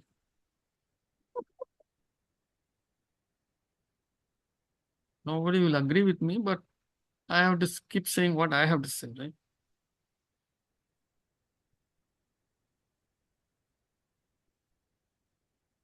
Come on, people. Everyone here says I love you. So please fight with me. I'm ready. I think I am the only person who's concerned. Everybody has evolved by now, I guess. So they're able to understand No, no, no. that It's it's not. It's not that. It is. See, you when a question is asked, everybody's, oh yes, yes, I had that question. I'm glad that Sarah asked, and Kumar's full wrath will be on Sarah, not me. But I can get all the answers though. That's why people keep quiet, by and large.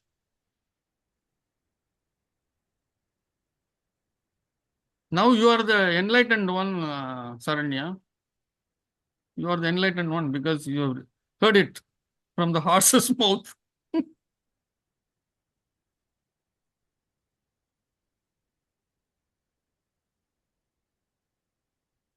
So next time I will be more direct.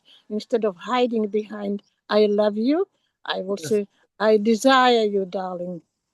Same thing. He like that. Let that love come from the heart. Let it radiate. Let it radiate from the heart. Can From I the ask a hidden- question? It'll be slightly different from what you all are discussing. Go ahead. Okay, so I came across these three terms. One is sampragya. Sampragya is defined in 117, no? That is a state of Vichara. Yes, full yes, intuitive knowledge. correct. Then is prajna. Prajna is a deep knowledge through heightened intuition. So sampragya is just a higher state of prajna. Is that correct? That's why I said some prajna. Just two words. Samyak prajna. It is like saying good and very good. Okay. Then pratipatti is also, now we define it as right and complete knowledge. Yes. So Some is equal. I like to sequence it. So where does it fit in? So he's saying samprajna is equivalent to pratipatti. Okay. Okay, got it. So that's the way. Thank you. One is within your.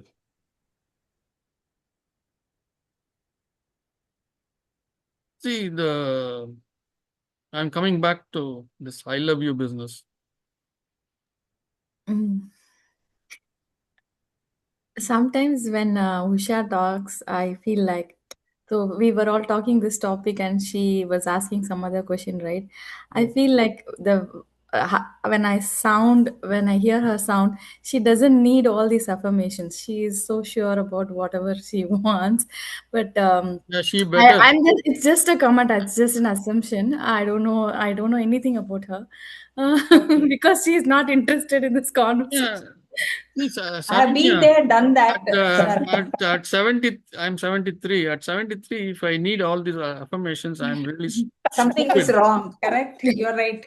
So I crossed that bridge some time back. So now I am on a different pursuit. Let me put it that way. It's not that I don't say I love you. I keep saying I love you to Ishwara. That's all I do. How is that? How is that okay? That is the only thing that is okay in life. No, you do. Even then, you don't have to say it, right? So Ishwara will see at your eyes, and he will know When I that. say, no, when I say it, I don't verbalize it. I don't say it with words. That is the feeling inside. That's all I'm saying.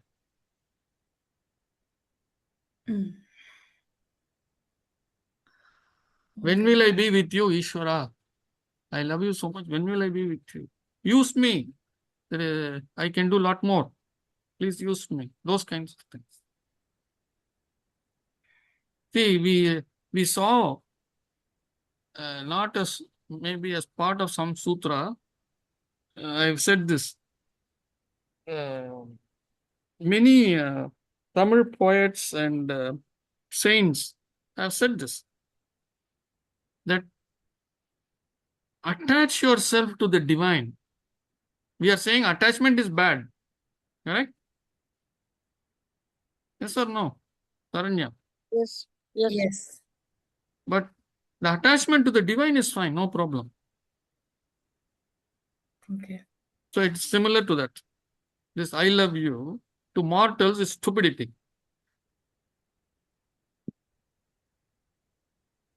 Mm.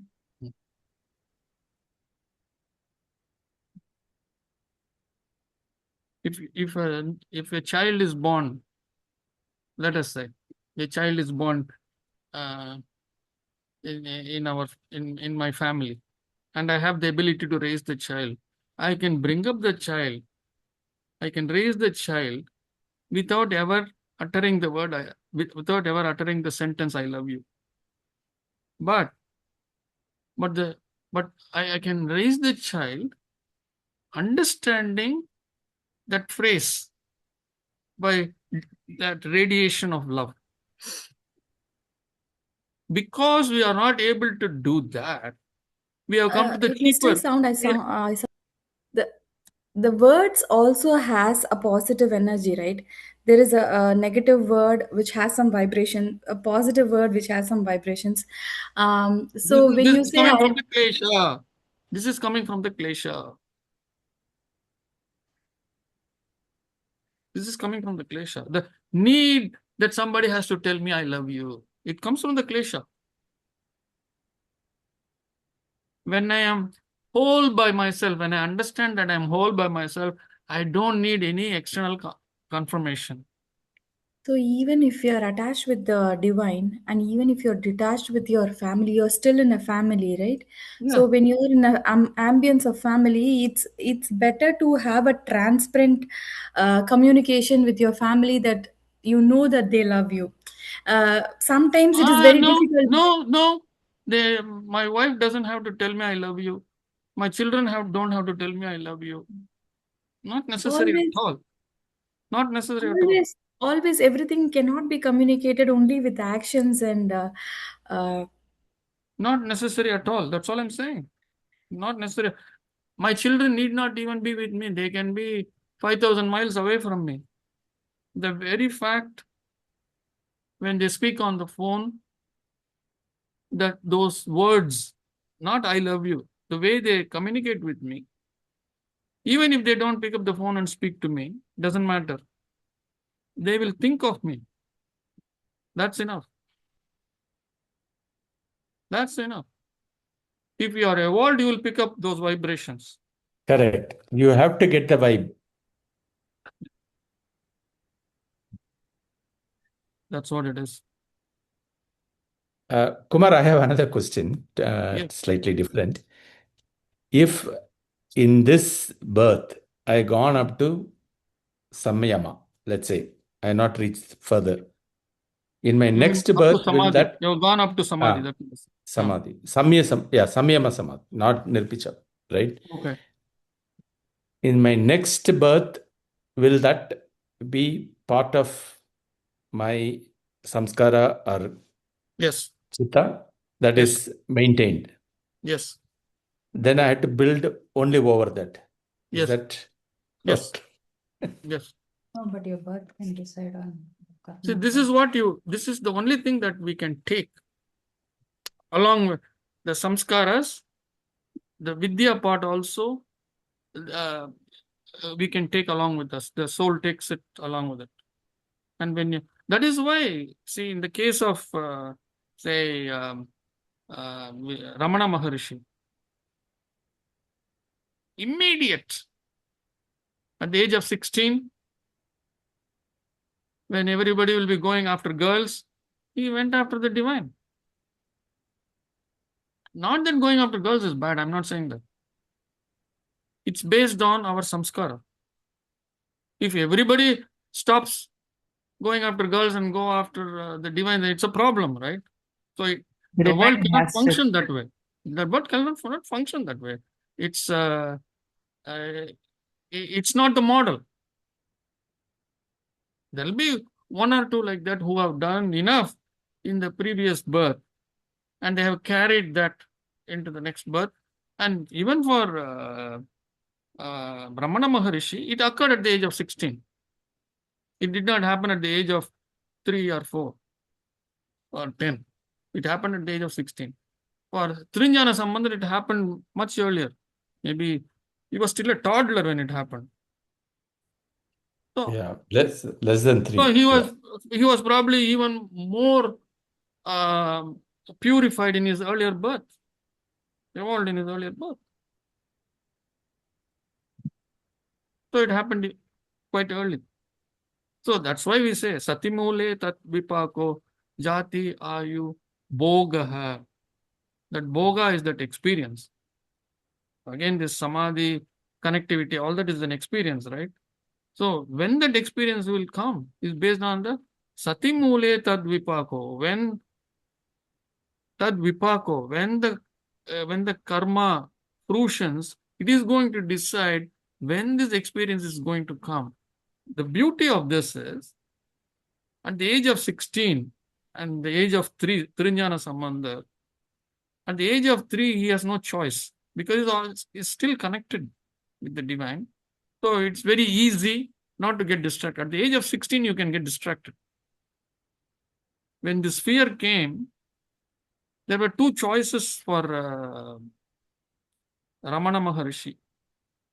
He could have either gone into that experience of experiencing that fear, or he could have run down from his house. He was upstairs. He could have run down saying, "I'm scared. I'm having this fear of death," and gone and done something else, like running off to watch a movie or running off with friends or whatever. He could have done. He didn't do that. There was a choice. The cost of choice, that's what we say. That is the will part. There is a little bit of free will. That's what we call as free will. There is a part there which can pull you here, or there's a probability that you can fall off.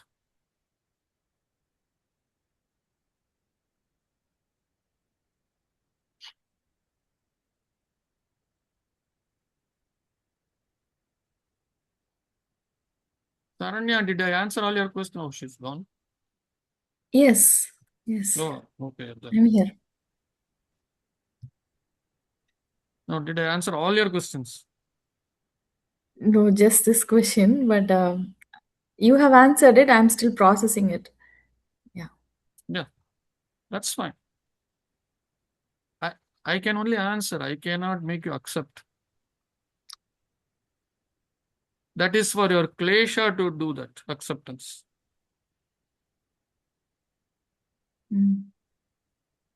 Only when the klesha weans away, tatah kshiyate prakasha avarnam. Tatah kshiyate prakasha avarnam. When these kleshas wean away, when they weaken, prakasha avarnam, you start seeing the light inside.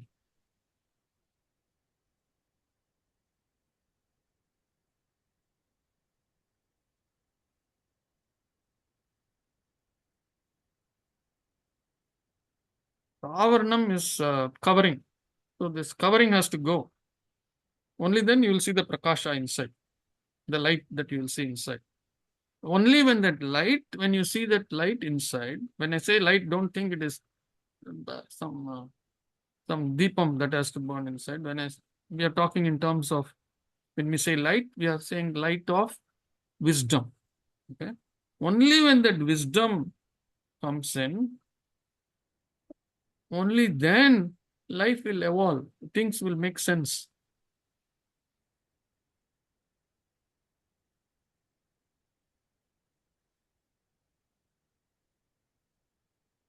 For that, one has to be open.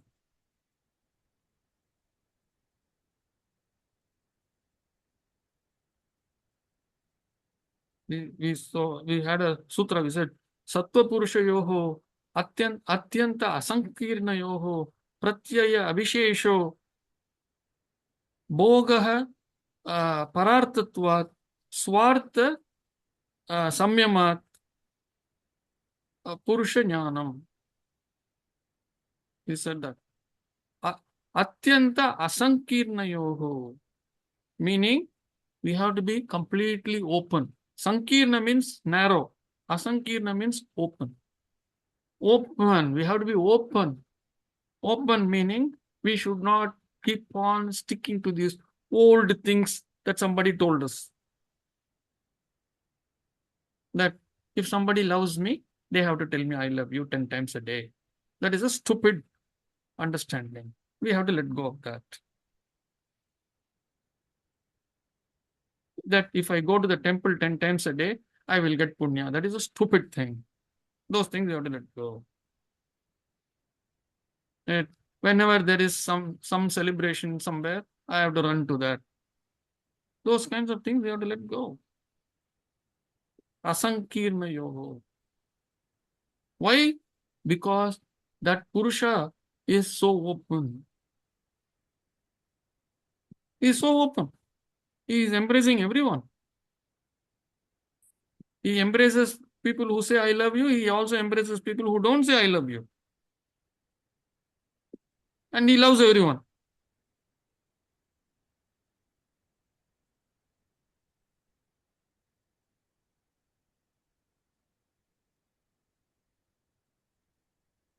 Have I confused you all enough? No, not confused, enlightened. Enlightened. Great. Yeah.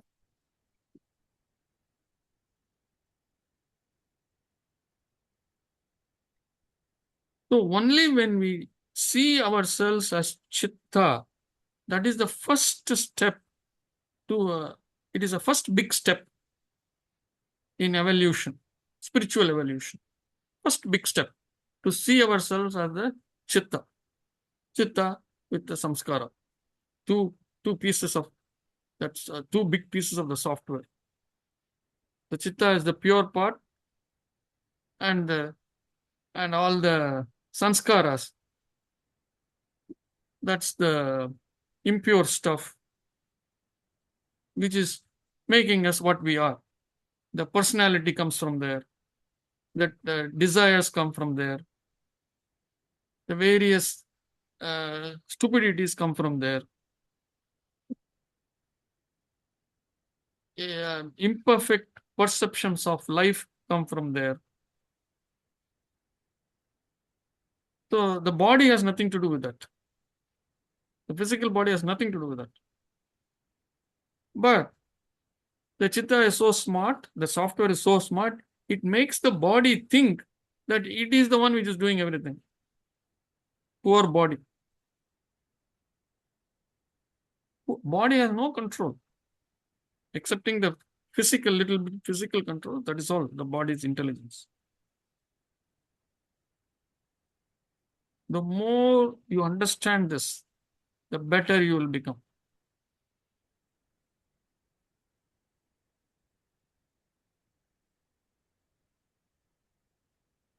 So if body is misbehaving, Huh? if my body is misbehaving or not functioning as I expect it to be, how do I? That is because the kleshas and it is the chitta part. It is the kleshas in the chitta. If I get a zit on my face, it is not the physical body. It is the chitta that is doing it. Understand that? Yeah. If my blood pressure is high, it is the chitta that is doing it. How did it do it? It told you eat more salt. And you eat more salt. I'm giving as a very basic example. So he ate more salt and the blood pressure shot up. It has all the controls. So, first we have to understand that we are the chitta. And then, being a chitta, we have to control the chitta. That is the next step.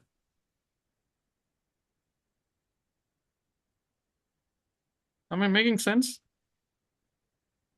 Yes. Yeah. Am I making sense to everyone? Being a chitta, you have to take control of the chitta. That's the next stage, next step, next big step. That's where all this dhyana, dharana, samadhi, all those things come into picture. And that's how the vritti slowly start dying down. That's how we take control of the chitta. Because right now, the kleshas in the chitta have taken control. So we have to take control of the kleshas. How do we take control of the kleshas? By increasing the vidya. The vidya has to control it. Now, right now, the avidya is controlling everything. So that is why it is going haywire.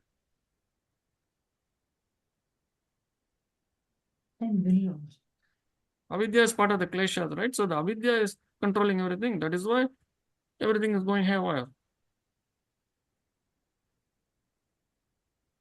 Both are name.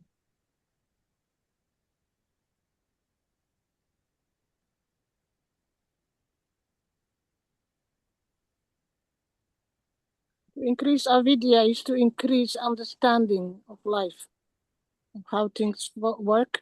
Increasing vidya. Yes. I think she's asking what are the ways to increase the vidya? Oh, what are the ways to increase vidya? Vidya comes from above, meditation and asking questions. Obviously, all these satsangs, all these lectures, self-reading, all that will help. But ultimately, it has to come from there. We see generally no chitta, that is no person, will listen to another person. That's a basic thing. Unless it comes from there, we will never listen. And it is coming from there. But we don't listen because the chittavrittis are so high. The noise, the chatter is so high, we are not able to receive it.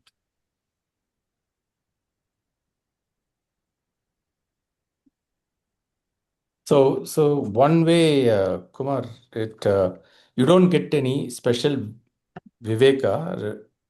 You actually remove avidya, right? As they say that then the light comes. So you So have to remove when the light ignorance.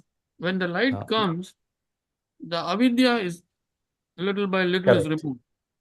Correct. So you have to remove all the constraints, remove all the impediments, then you will automatically get vidya. Yes.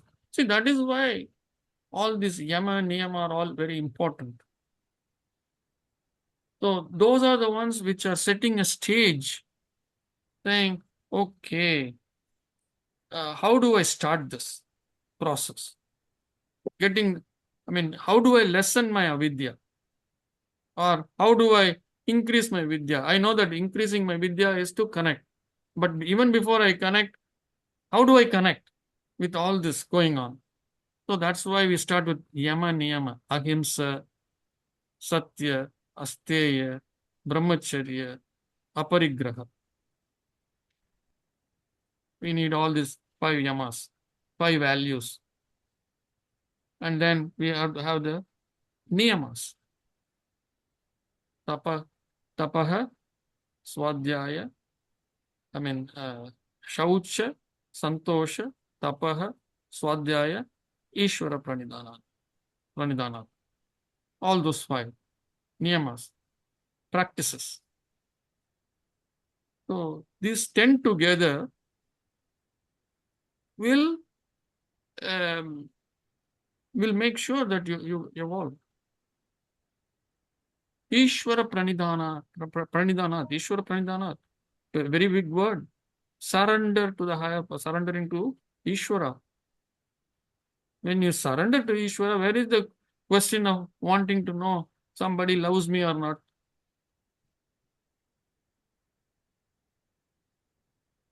I only want to hear I love you from Ishvara.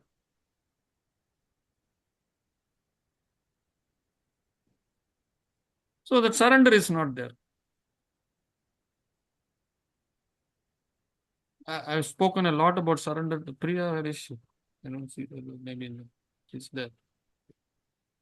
So I've spoken a lot about surrender to Priya. Even in the classes I have spoken. It's a very big word. Surrender is not going to a puja room and lighting a lamp, putting an incense stick, doing offering, keeping two bananas and betel leaves and doing an offering. It's not that. Or doing prostration in the puja room to all the deities, or running to the temple to do all. No, that is not surrender. That's not surrender. That may be a physical show of surrender. It's only a show of surrender. Surrender.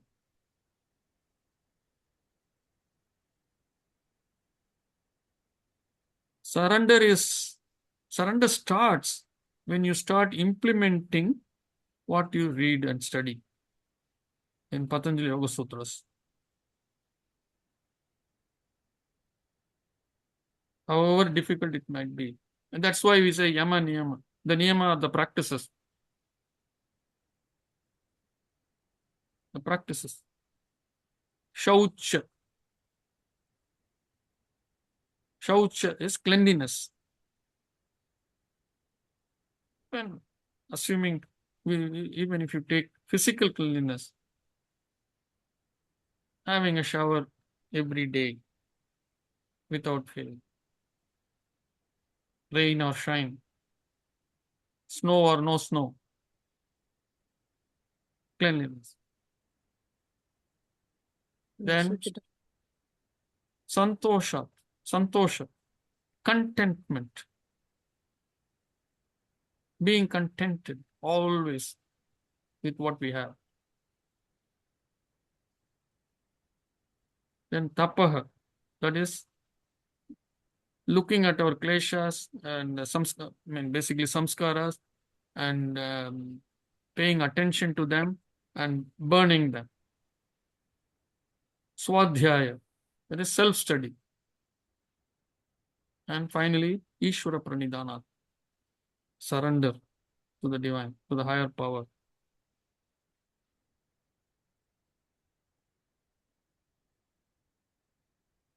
Question, Yogeshwaran?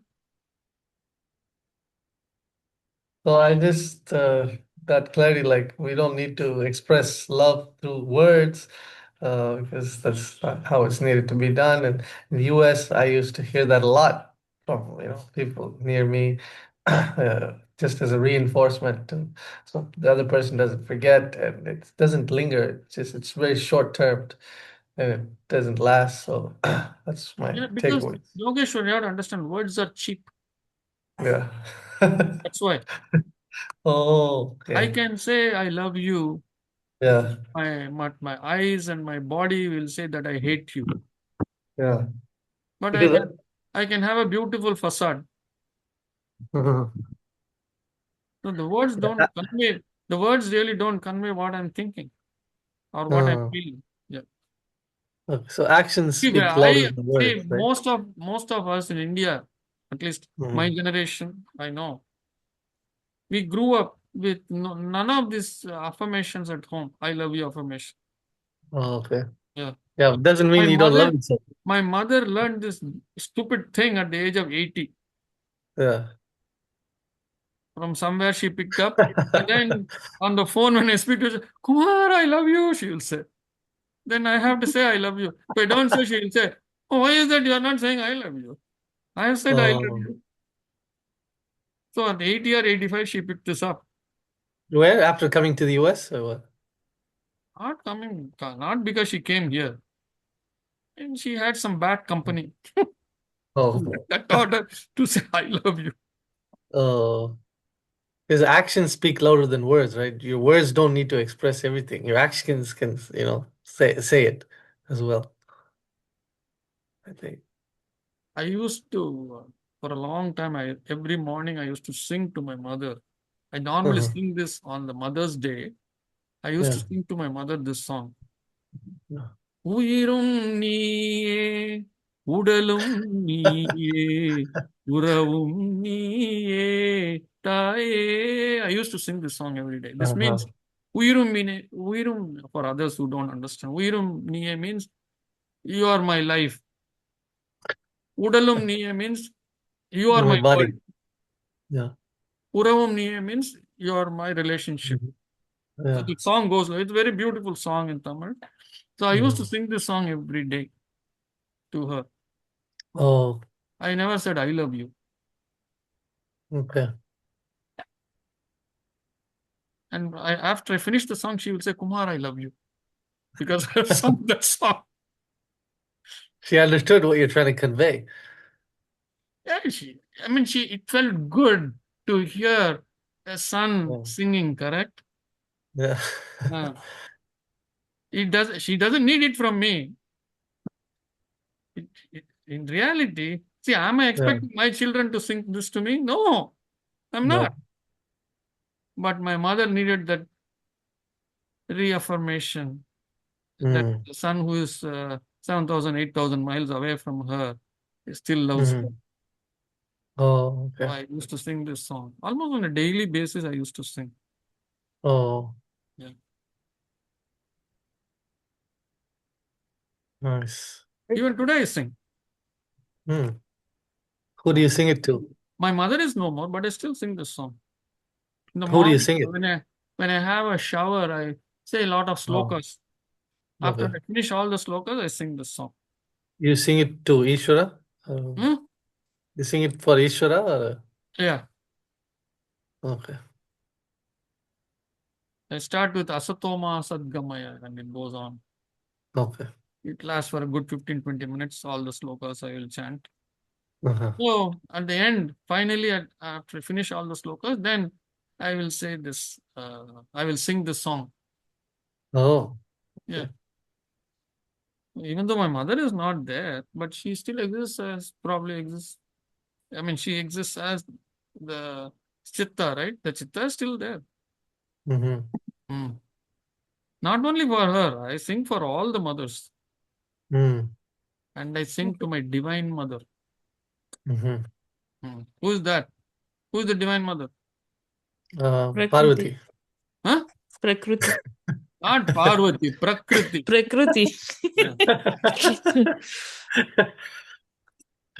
No, I thought Ishvara is, Shiva, so her consort will be Parvati. That's what. No, this was, yes. No. So that is all in Purana. Invite your mother to your class. Yeah. Prakriti is the one launched us. The Chitta was launched by Prakriti, correct? Yes or no, Yogeshwaran? Uh, yeah. Yeah, you don't know.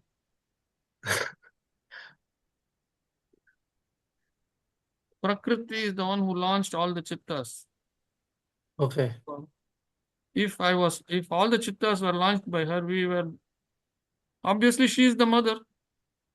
Uh-huh. Is it not? So Prakriti is the mother. Right? If somebody who creates, only a mother can create, Mm-hmm. right? Only a Yeah. female can create, can give birth. So we are all children of the divine mother, Prakriti. So if all of us are all of us are children from the same source, why is there a difference? So these are all things that you have to think and ask, Mm. and then the answers will come. Okay. Not give me this, give me that kind of thing. These kinds of things you must ask. Why? We are all children of you. All the chittas were launched by you. Then why the heck are we having all these differences? Mhm. Why are we having differences? Yogeshwaran. Because of our upbringing, cultures, That's all places. superficial. That's all Okay. superficial. Mm. What makes us different? So now, when I say what makes us different, who is that I? Us. Who is that us? Is it the body? I have to come No, to this again and again, unfortunately. no, it's the chitta. The chitta. So, what makes the chitta different? Is the next question. Uh, What makes each chitta different? the software programming that happens. Oh, chitta is a software program. What in the chitta makes us different? We have talked about this many times. In this today itself, we mentioned it 5 or 10 times. Huh? Samskaras. Samskaras. Okay. And kleshas are part of the samskara. It's a bundle. You are not paying attention to the class. This is how I catch people. Yeah.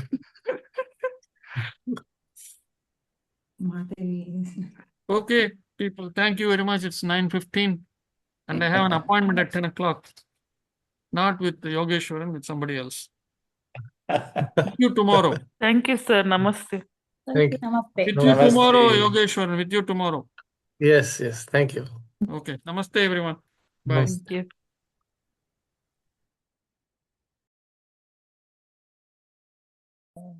What do I press?